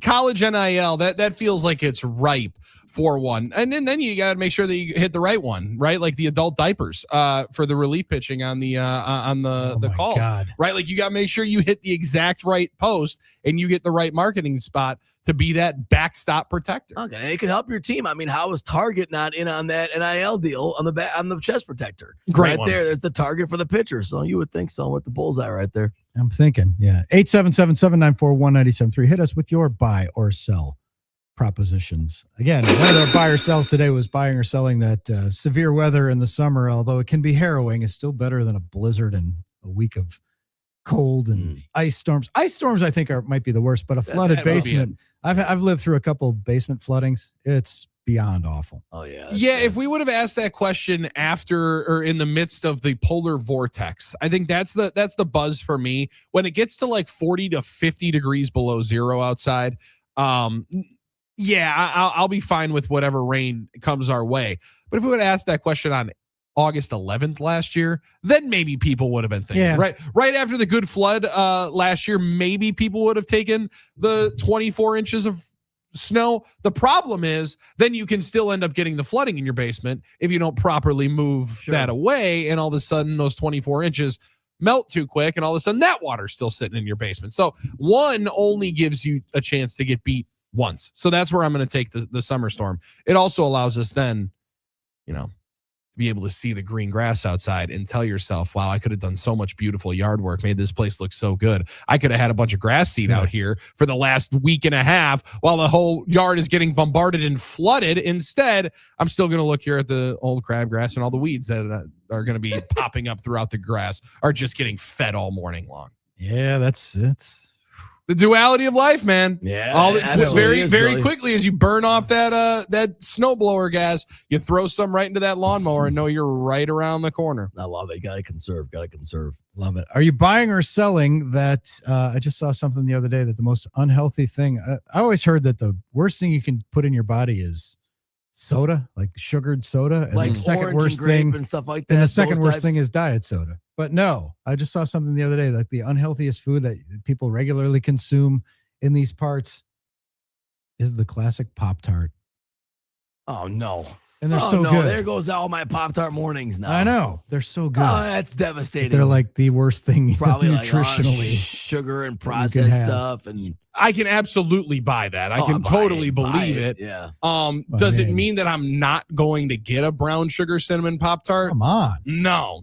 I'm definitely still going to go with the I like double the chocolate. frosted strawberry. I like the toaster strudel when I used to just squirt the frosting and then, from the packet in my and then mouth. Armen realized that you could go to the dollar store for Toastums and it's the same thing and you save the money. Yep. So I buy that 3 boxes. Oh yeah. By the way, store brand. I buy that it's unhealthy. The question is, why is that more unhealthy than another like Little Debbie cakes or something like that? Or a bloomin' onion or anything you can eat at the Cheesecake Factory. Here, I got another. That's fair. A little vegetable in the blue onion. Even salads at the Cheesecake Factory are 1,500 calories. Right. Speaking of snack cakes in the deli, not the deli aisle, in the snack cake aisle. All right. Buy or sell. This one just came to mind. A take I had. I did tweet it out. I'm grocery shopping, and I wasn't going to buy them, but I'm passing the Hostess like snack cake Little Debbie area.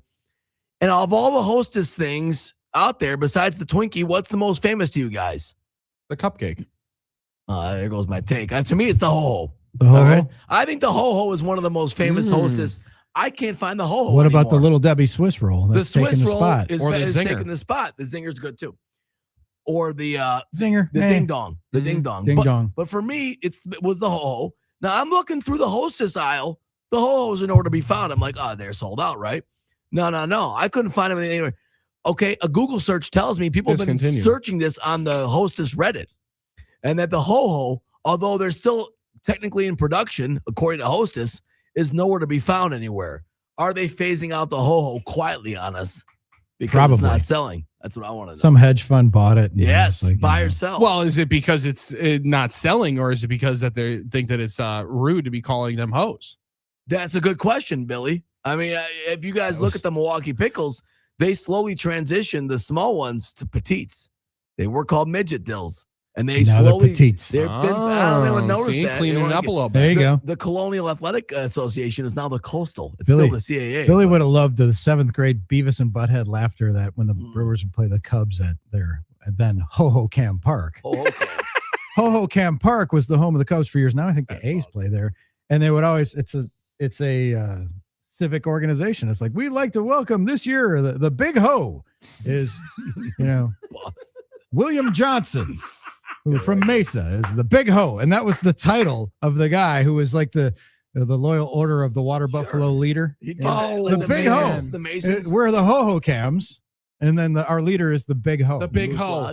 Like, you're the Big Ho. You're the Hey, big Billy, ho. You're the in this big ho. town. You're the biggest ho in this town. Golly, see, there's that's in the press box, and we would always laugh our asses off. Just so 7th Just sitting grade. there just dying. Oh my god. So maybe maybe you made me think that maybe that's the reason that they don't have. But the little the Swiss That can't rolls, be it. But the Swiss Little rolls, Debbie's cornered that market. Yeah, they they're so delicious. The Swiss rolls clear. So it's just It's not even really food, but it's so good. So good. So it was good. also Food it was product. also just a cheat code when you were trading at the lunch table. Like you rolled up with anything Little Debbie. You were gonna win most of the arguments. You had the Charizard? Yeah, you PSA 10. The best one, Yeah, right? The best you were Pokemon. dialed in on that one. Dialed in. Yeah, we know, Dad. They got excess sugar in them. They're all bad for you. We know that, Dad. I mean, come on. He's on the YouTube comments. I don't So know. it's been a long time since I've had cereal at Stately Olson Manor. No kids. It's like we might have some granola to throw on top of yogurt. Yep.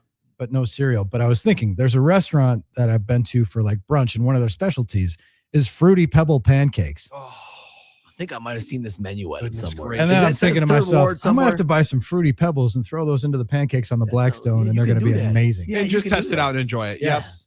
That sounds delicious. The last time I had cereal in the house, Drew, was on a week similar to yours, where everybody else was out of the house. I'm like, so that's all you wanted to have for dinner is yeah, cereal. like what am I gonna do? I guess I am gonna have fruity, or I am gonna have Captain Crunch. Oops, all berries. I guess that's gonna be breakfast for the next 3 days. Well, I never understood why people got Captain Crunch without getting Crunch berries. They're right there. I mean, I guess some people just like unless the it's plain. Captain Crunch peanut butter. Yeah, butter well, spread. they have some amazing time of the year flavors like Cotton Candy Crunch, Christmas Crunch. Well, my daughter's eating the Cheerios now, so There you go. Cheerios will be Honey Nut. That's going to be that's all over your future. That and Goldfish crackers you'll be finding in your car for 10 years. Yeah, got the big one. Yeah, for sure. Every time you're going to find some. Now that's a good question because Billy, you had your own Viking weekend. We call it is when your significant other's out of town. You try to live like a Viking, maybe not bathe as much, maybe not change clothes, maybe the fat a little bit. Maybe right? maybe zero just, plates and you don't use any utensils, all food that you can eat with your hands, like Vikings. You live like a Viking. That's Viking weekend. It has nothing to do with that team up in Minneapolis. It's Viking. Live like a Viking. But we had occasion to chat with our pal Kate Sutton, who joins us, Kappa Kate from Madison, and we talked to her about the. I didn't know there was a term for this, but it's like girl dinner is what they call it. Like when the ladies are left to their own devices and will eat a bowl of cereal for dinner or a bowl of popcorn. Oh, a girl dinner, bowl of popcorn and a glass of red wine. Okay. Girl dinner. What's a dude dinner? Like what's that getaway thing for dude? Like week old pizza. Like yesterday I cleaned out the fridge of leftovers. So now I'm going to have to make something new because we're all done with the stuff that I made last week on the Blackstone. So like what's a guy dinner? Like what is a Slim Jim and a 12 pack? Yeah. Or like, what is your go-to when you don't feel like making anything? See, the making something would eliminate frozen pizza because I have to then turn on the oven. That's a lot of effort. Put it in there. That's a lot of work. It's usually That's frozen effort. pizza. Yeah, I would say. What you just mentioned would be the leftovers, and luckily enough, there's just large tortillas, like the burrito-sized tortillas in our house. So it would There you be go. all the leftovers onto the plate and a leftover burrito. Good idea. But again, that's 30 seconds, 45 seconds Yep. of work that I got to heat that son of a gun up. I think it's just, you order by number, a number 1, a number 2, a number 3. I mean, I'm hitting There the you go. drive-through. That's just me. That's There you just the go. way it goes. That's our quick trip. My daughter, when she was young, and I would grab that string cheese, wrap it up in a little tortilla, microwave it, and give it to her the cheesy roll up. That's She thought perfect. I was the best gourmet ever. This guy's amazing. Like, Dad makes the best snacks. That's a great it's one a right cheesy there. roll up. It's Yeah. a string cheese and a tortilla. Or the Live it up. grab as many of the tortilla chips as possible, throw those on the plate, and then we do have shredded cheese in the house. Oh, All right, there you sweet. go. Shake that You around could here. even have some sour cream and salsa. Yeah. right into Really the fancy. right into the microwave, and boom, there we go. Yeah, you need something you can eat without cooking, right? That's just available. It's those little Hormel pepperonis.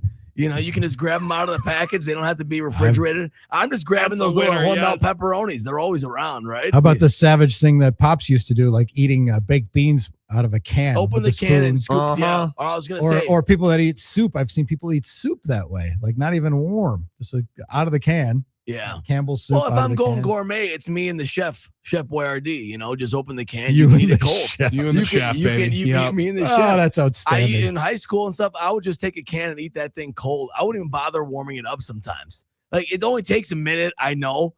But like, you just eat the ravioli cold. Bill, that's it right there. One of the worst was when my roommate in college, Civ, would legit open up the corned beef and hash can. You told me about this. And start eating that with a spoon. Like, dude, you are legit looking like you're eating dog food with a spoon. And son of a gun. Then he's like, you haven't tried it yet, so you don't get to talk about it. Get to talk. All right, give me a dang spoon then. Who told me once they did the surf and turf in college where it was like Slim Jims or some sort of beef jerky and a can of tuna, and they would just do called the surf. We lived. We had many a night where the gourmet entree in college was fish stick sandwiches. Mm-hmm. Amen. Yeah, fish stick sandwich. Ours was a chicken sandwich the other night, and that we were fancy. We had tartar sauce. If not, just ketchup. Last night, or a couple of nights ago, we wanted chicken sandwiches, but it was a Sunday, so. There's a certain spot that's not open. That was then chicken nuggets onto a piece of bread. Boom, delicious. There you go. It's just the same. We got the Chick-fil-A sauce. Same thing. Jeff in Fitchburg said I did the other day when I was alone. Peanut butter sandwiches, but I didn't have bread, so I used tortillas. 4 of them, and I had a beer. So there you go. Oh, okay, 3 beers. I like that. Okay. Way to be honest, beers. Jeff. Way to be honest. Yeah, we appreciate that. That's a good one. That's a good one. 877 All good options. 794-1973. Yeah, gas station sushi's not out of the realm. No, I'm trying to resist. Sushi's not out some of of that either. stuff is a pick and save. Some of that grocery store sushi's not bad. Festivals are good. Mm-hmm. I mean, I would say some of the quick trip, take home items, but those are delicious. Oh, yeah. I mean, you got some of those. Those aren't even roughing it. I mean, you're talking about some good meals there. I'm like, that's what I was gonna say. Like the frozen meal, the microwave meal does also feel like I gotta puncture holes into here. That was it. And then heat it up. The Hungry Man's. That's a lot of effort for this conversation. Yeah, that was because you had to take it out, find the thing, find the film, microwave. All that our stuff. guy on the YouTube said chicken nuggets and mac and cheese pizza. Well, now the mac and cheese pizza was one of the funniest things that I've ever seen a human being do in college, where guys would literally make the pot of mac and cheese. Oh, you make your own because you can buy it at Ian's. Oh yeah, and then throw the cheese pizza or the pepperoni pizza into the oven, and then throw the mac and cheese on top. Now, I don't know if that's a dude meal or if that's a, wake and bake happy place hemp. That's wake and bake meal. But that was one where I'm like, all right, you've now gone, this is chess, not checkers. This is a different level of game than you're playing that I was ready to play here today. That sounds like a wake and bake concoction. HappyPlaceHemp.com. It definitely happened after that. You're right. Use the code Huddle for 25% off the best CBD products you'll find anywhere. HappyPlaceHemp.com. Oh, baby, they're the best. Made right in Muskego by Rob and Chris. Check them out. Use the code Huddle, 25% off and free shipping. And if you've not tried the Drift Seltzer yet, like the corned beef hash, you're not qualified to comment on it, but it's wonderful, and take our word for it. Try it and you will try it again. And every time you use the code Huddle, it'll work for 25% off and free shipping. And who knows, you enjoy the Drift Seltzer as the grill caddy like I do. You'll make something a lot better than the cheese roll up, or maybe the peanut butter sandwich on a flour tortilla, or maybe not. Maybe you do just go Captain Crunch all berries. That might be good. Thank you very much. I'm drifting into happiness with this one. You guys got me messed up. And the seltzer is definitely better than what I've heard some people do with, you talk about the dude dinners, right? And the one of those, like the backyard cocktail was like the quick backyard margarita, which was Mountain Dew and tequila. Like that was one way to do it too. So I think the seltzer from Happy Place would be a lot better. I really do. That would be pretty good. Red Hot Tim, Quick Trip's a 4-star restaurant. I don't know what you guys are talking about. Well, listen, we need those take-home meal and that spicy chicken sandwich. A lot of this better stuff than I made, and the fried chicken itself. I mean, when we would do, dude, I'm such a big fan of fried chicken. That's definitely on my menu this week. At some point, I got to get some. Amen to that. Yep. Amen. Such a big fan, and that's an indulgence. Like my wife won't eat ham, so when she's gone, if I was going to buy a ham steak, now would be the time. Today would be the day. Haven't done it. No, but you are living it largely. Did you end up hitting the Blackstone yesterday? Fire up that breakfast that we were thinking about, maybe? Yeah, as a matter of fact, yes. Yeah, a little egg sandwich, egg bacon sando. You can't beat that. I mean, it's pretty standard, good. but it's delicious. Had a hard roll from the bakery.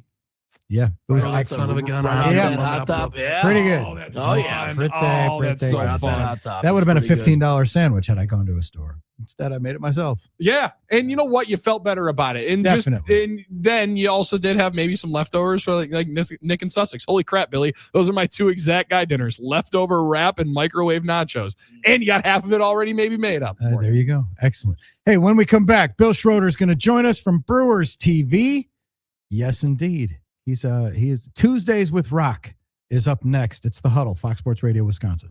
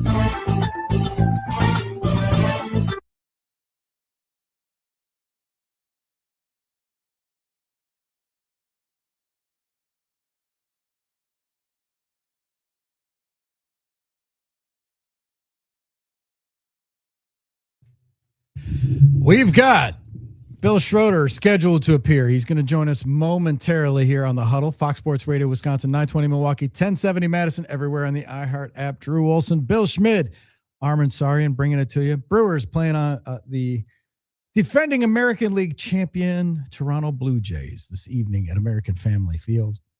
Brewers trying to deal with some serious injuries, man. Big time. Report yesterday from someone, I didn't see it like sourced by our trusted go-to correspondents, but that Yelich is going to be out for a month. Ooh, that sounds about right. Yeah, that's what I would have guessed. But any kind of severe hamstring, I did one at fantasy camp. It was more like a 6-week thing for me till I was 100%. Well, and that's the tough part where you hear bad news, and now Murph throws adjectives around however he wants. So bad news means that he's going to miss any game. That's bad because he's your best player. You want him in the mix. I heard bad news, Drew, and I figured that it was like a more severe grade, right? A 2 or a 3, and maybe it's 4 to 6, 6 to 8.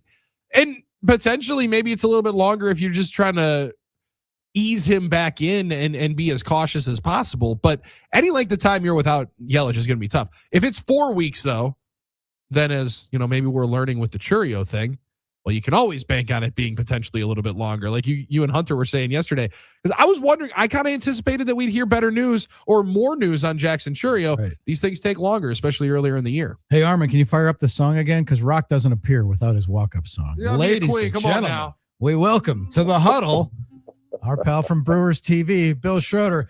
Hey, Rock, amidst a forgettable weekend between the lines for the Brewers, I have to ask your thoughts about the Wisco Supper Club food, because when it got delivered to the booth, it certainly looked delicious.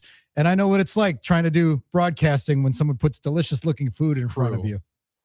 Well, it's one thing to bring food, but then they bring in some alcoholic beverages that is just haunting me. I have a policy, strict policy, not to drink any alcohol during or before a broadcast.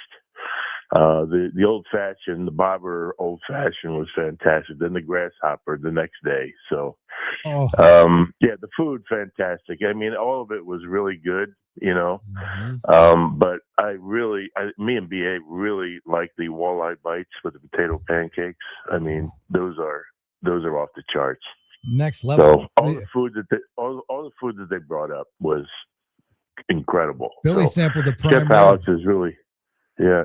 I mean, the prime rib sandwich, the prime rib cheese. It was unbelievable. Grilled cheese. Yeah. They right. Say, I mean, they say it's not ballpark food. Anything I'm eating at the ballpark that's going to taste that good, I'll change what the Webster Dictionary definition of ballpark food is. Yeah. So it's that damn sandwich. You'd buy a ticket to the game just to get the food, basically. Yeah. Yeah. Well, but now Chef Alex over there, he's the executive chef. He's outdid himself. Outstanding work. It was fantastic. And you guys showed your range by interviewing Justin Vernon. He was in town for the Eau Claire's Festival, and Bon Iver, like another. It wasn't Snoop, but it's another guy who's worked with Snoop and worked with Taylor Swift, and that was a big get for you guys. Great guy. I mean, he is just about as blue collar as it gets. He is just a Wisconsin guy through and through from Eau Claire, and we really enjoyed it. I mean, he's a big fan of the show, of us, and watches Brewers baseball all the time. He's doing this festival up in Eau Claire in the summer, and he said, if you guys want to come up, you be my guest. We'll treat you like kings. And I got to find out what my schedule is in that time. That'd be a nice thing to see. No doubt. They get good acts and stuff. Yeah, it's pretty cool. Yeah, they're bringing it back this year after a hiatus for a couple years. That's going to be epic.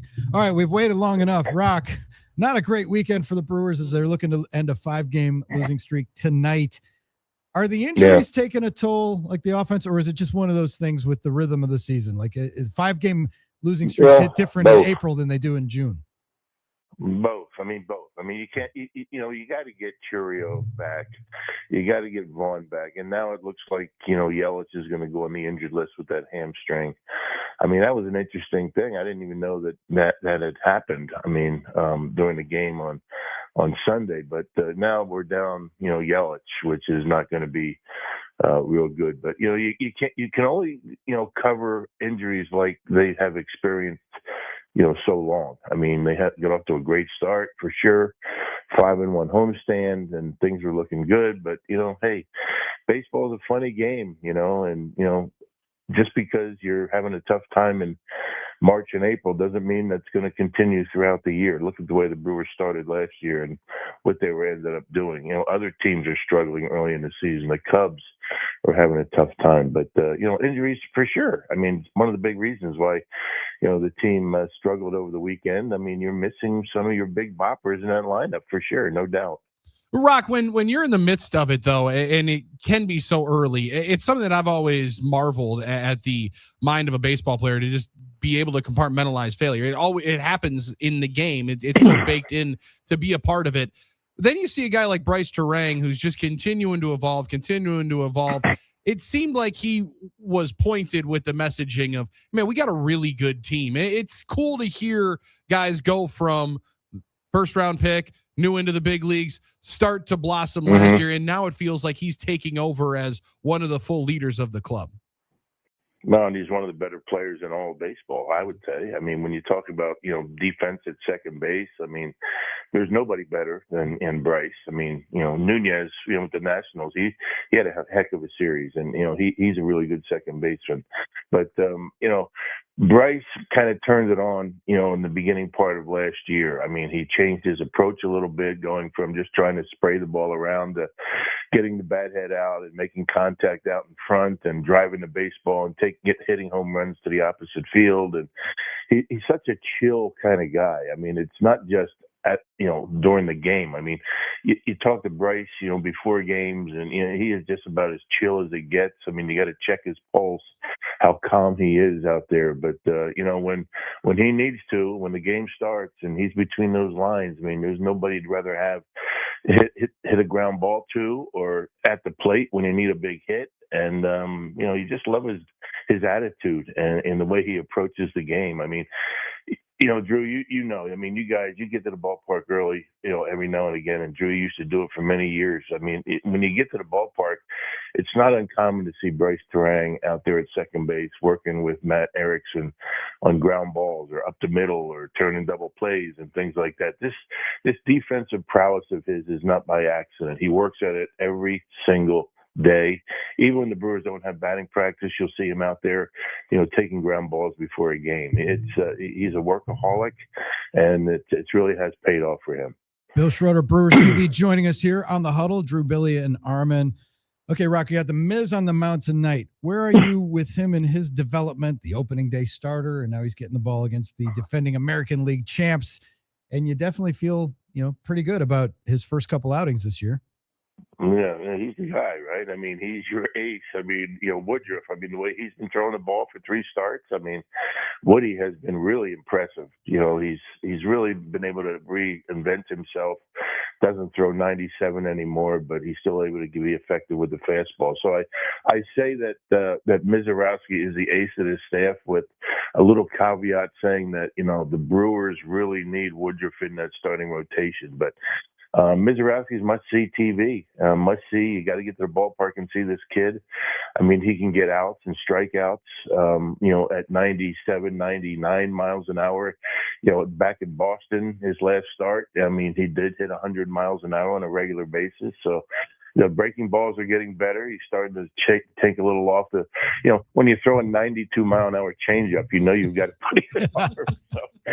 So it's must see. I mean, he's out there tonight, and the Blue Jays have struggled a bit to start, the season, but it's always a great day when you got the Miz out there on the mound, and you love his attitude, you love his enthusiasm, you love the facial expressions that he gets out there. When things are tough, he might be smiling, but that's how he deals with it. It's not like he doesn't care.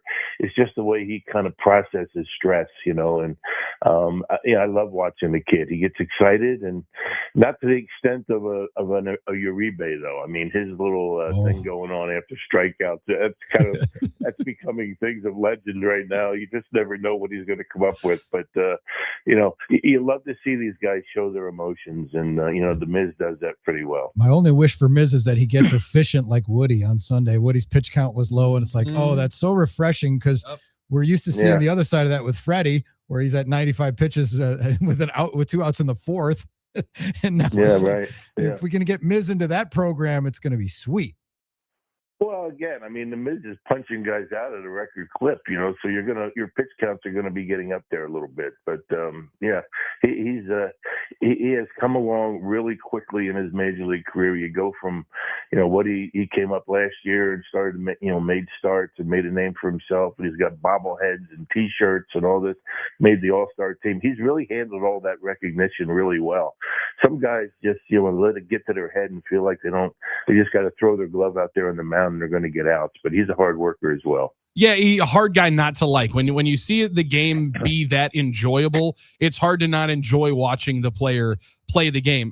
Rock, I've enjoyed the heck out of the ABS challenges, especially in the stadium, because it is a pop. I'm a fan of pro wrestling. I love when there's a good pop and good energy in the ballpark, and when the umpire's getting dunked on, it's kind of funny in there. Have you thought of how good you would have been behind the plate tapping the head? Because it's understandable the catchers have an inherent advantage, but Gary Sanchez and William Contreras are like nails on this. If I had their gambling percentage, I'd be rich. I might not even have to wake up in the middle of the night like Drew. Yeah, and you look at the pitches that are being overturned. You're talking about millimeters and fractions of an inch on the corners, and barely just a stitch of the baseball is hitting the strike zone. But I caught back in the Eric Gregg days when pitches were like a foot outside. Oh yeah, strikes when there was a 7-8 run lead to get up there swinging, boys. So it's a little bit different situation. I have no idea how I would have been able to process all that, but it's been fun. I mean, as quick as it is, I'd be interested to talk to umpires and find out how they actually feel the conversations between catcher and umpire after calls have been overturned over and over. We saw a bunch of them over the weekend. And but they're just like millimeters on the strike zone. I mean, these guys aren't missing by much. I mean, you don't see these, full balls in the strike zone being called balls all the time, very often. Every now and again you might, but it gives you an idea how tough it is back behind home plate.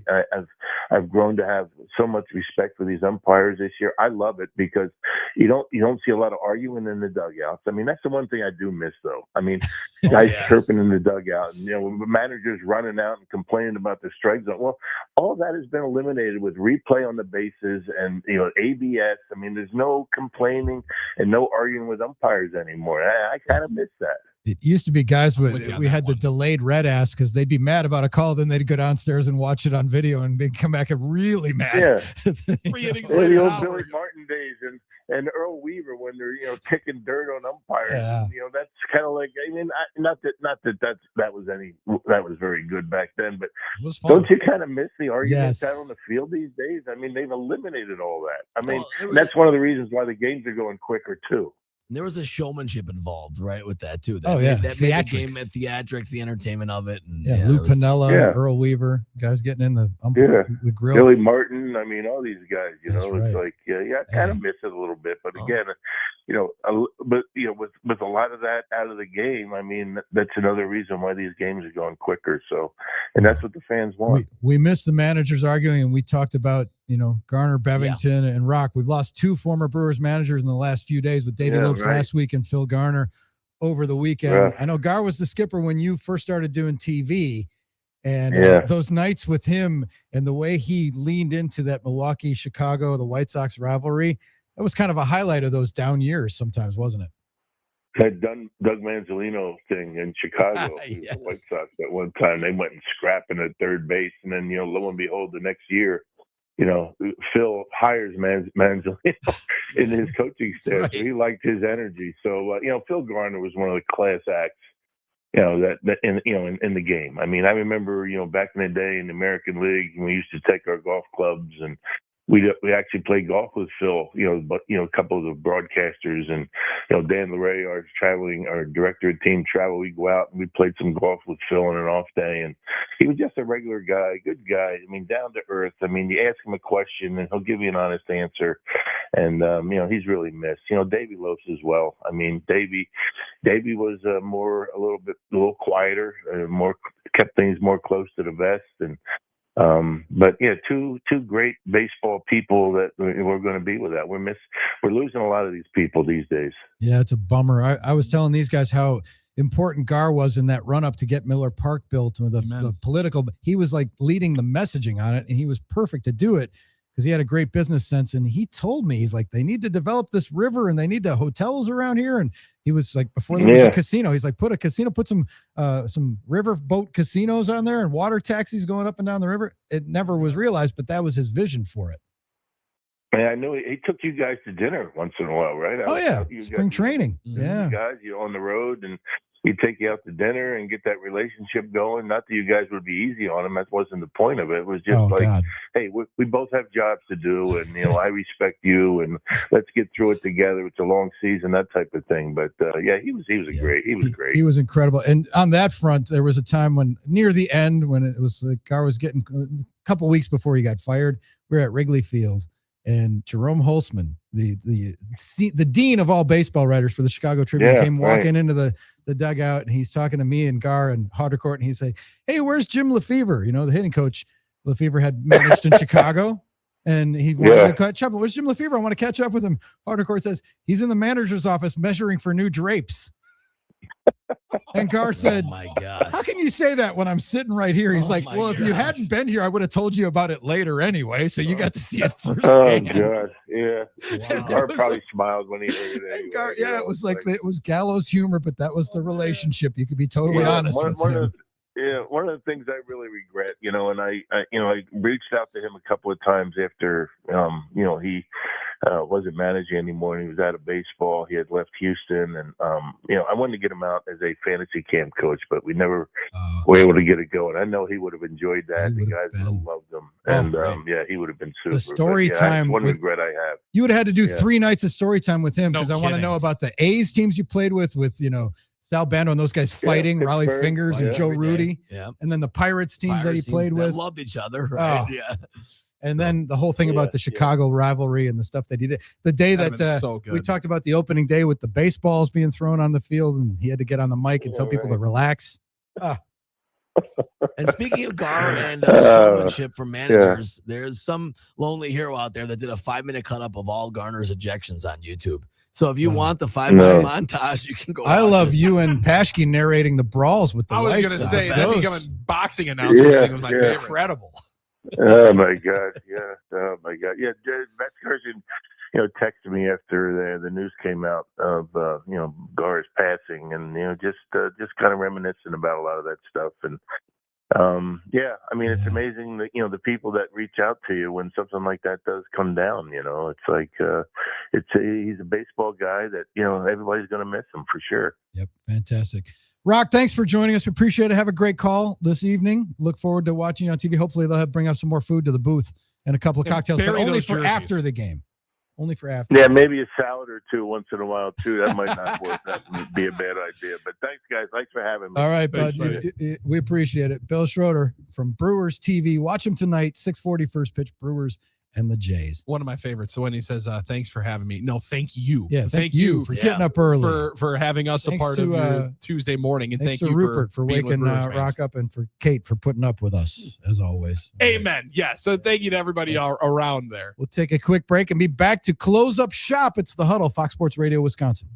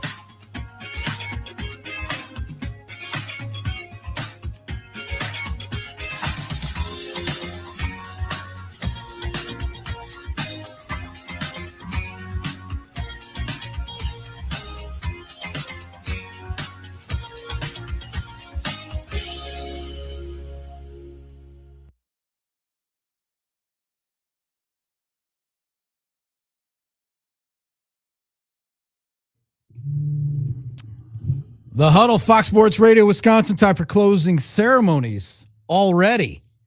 Time flies when you're having a good time, as we do between 5 and 8 a.m. Shout out to everybody who streamed us on YouTube, Facebook, and X, interacted with us on the NicoletLaw.com talk and text line, 877-794-1973, and listened over the air, 920 Milwaukee, 1070 Madison, everywhere on that iHeart app of ours. One last point of business we got to declare for today.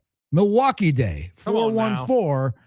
Who's hot and who's not? Brought to us by Donovan Jorgensen. Billy, what do you got? Well, last night we had a lot of bombs in Major League Baseball. Not one, not two, not three, but 9 players went yard not once, but twice in games last night. Turang started the trend on Sunday. Yeah, including a pair of guys that went yard in New York, where Aaron Judge and Mike Trout went back-to-back, both with a pair of bombs. Kyle Schwarber was one of the 2 home run guys as well last night. So a lot of bombs. Josh Naylor was also there in Seattle late night as one of the guys hitting 2 home runs in the games yesterday. But huge scores. 13 runs by the Twins, 10 by the Marlins, 16 by the Pirates, 13-7 was the Phillies and Cubs. So offense hot last night. Pitching not quite as I'm hot gonna in guess. last night's game. I'm just gonna guess because they were saying run scoring was down early, and I'm gonna guess. You look at the temperatures; they were probably below average the first couple weeks, and then last night was pretty warm all over. It's been warm here. When it gets warm out, the ball tends to jump. Well, they always say usually pitching's ahead of hitting in the early part of the season, but so much for that last. Yeah, some of that has to do with the Brewers hit some balls in Boston when it was 38 degrees out. That if it's July, they go an extra totally 15, different 20 deal. feet, Yes, 100%. You could see the ball off the bat of on many other nights that thing is leaving the yard. Tonight, not so much. Hey, can we get a who's not for the Milwaukee Wave last night? Who indoor soccer in Milwaukee? I don't necessarily follow them closely as I should sometimes, but they made the finals last night in their playoff match, I believe. That'd be in the hot category. What did I say? Not? You said not. I'm sorry. I meant hot. Thank you for correcting not me. Hot is us for not knowing that they were in a playoff game and not talking about it yesterday. Playoff game. Not only that, they had the number 1 on SportsCenter's top 10 today. I watched it this morning. I'm like, wait a minute. That looks like the arena. Wait a minute. That's the Milwaukee Wave. It was a cool little, they would call it a scissor kick. I'm sorry, a scorpion kick, I believe, in soccer, where a guy from in midair flicked it from behind on his foot. Pretty cool. If I'm wrong, the soccer people can come at me. The point is, way to go, Milwaukee Wave. Good luck in the finals. Let's raise the banner in Milwaukee, right? Let's do it. Also, how about who's hot? Ozzie Fudd. Number 1 overall pick last night in the WNBA draft. Congratulations. The W is back, and her brother Elmer very proud. Wow. Had to throw it out there. Come on. I was hoping somebody was gonna. It was sitting there right on a platter. She's going to be on the Dallas Wings. Is that correct? Sure. Yes, with Paige Beckers. Yep. And you know what? Totally gonna be watching this year. I got a feeling this is the year. You got investments on it. This is the year where I'll get into the W. Hey, I'm trying. All right. Maybe you'll find an edge. I'm trying. That's Maybe. Because you know that those games are available for betting at Potawatomi Absolutely. Sports. Yeah, come down Listen, that menu starts getting real thin. You got to be finding something. You got to find some action. Otherwise, you're betting on Russian tennis. And I was looking at UFL football this week, and I'm like, man, Battlehawks laying 4.5. It feels like it might be worth it.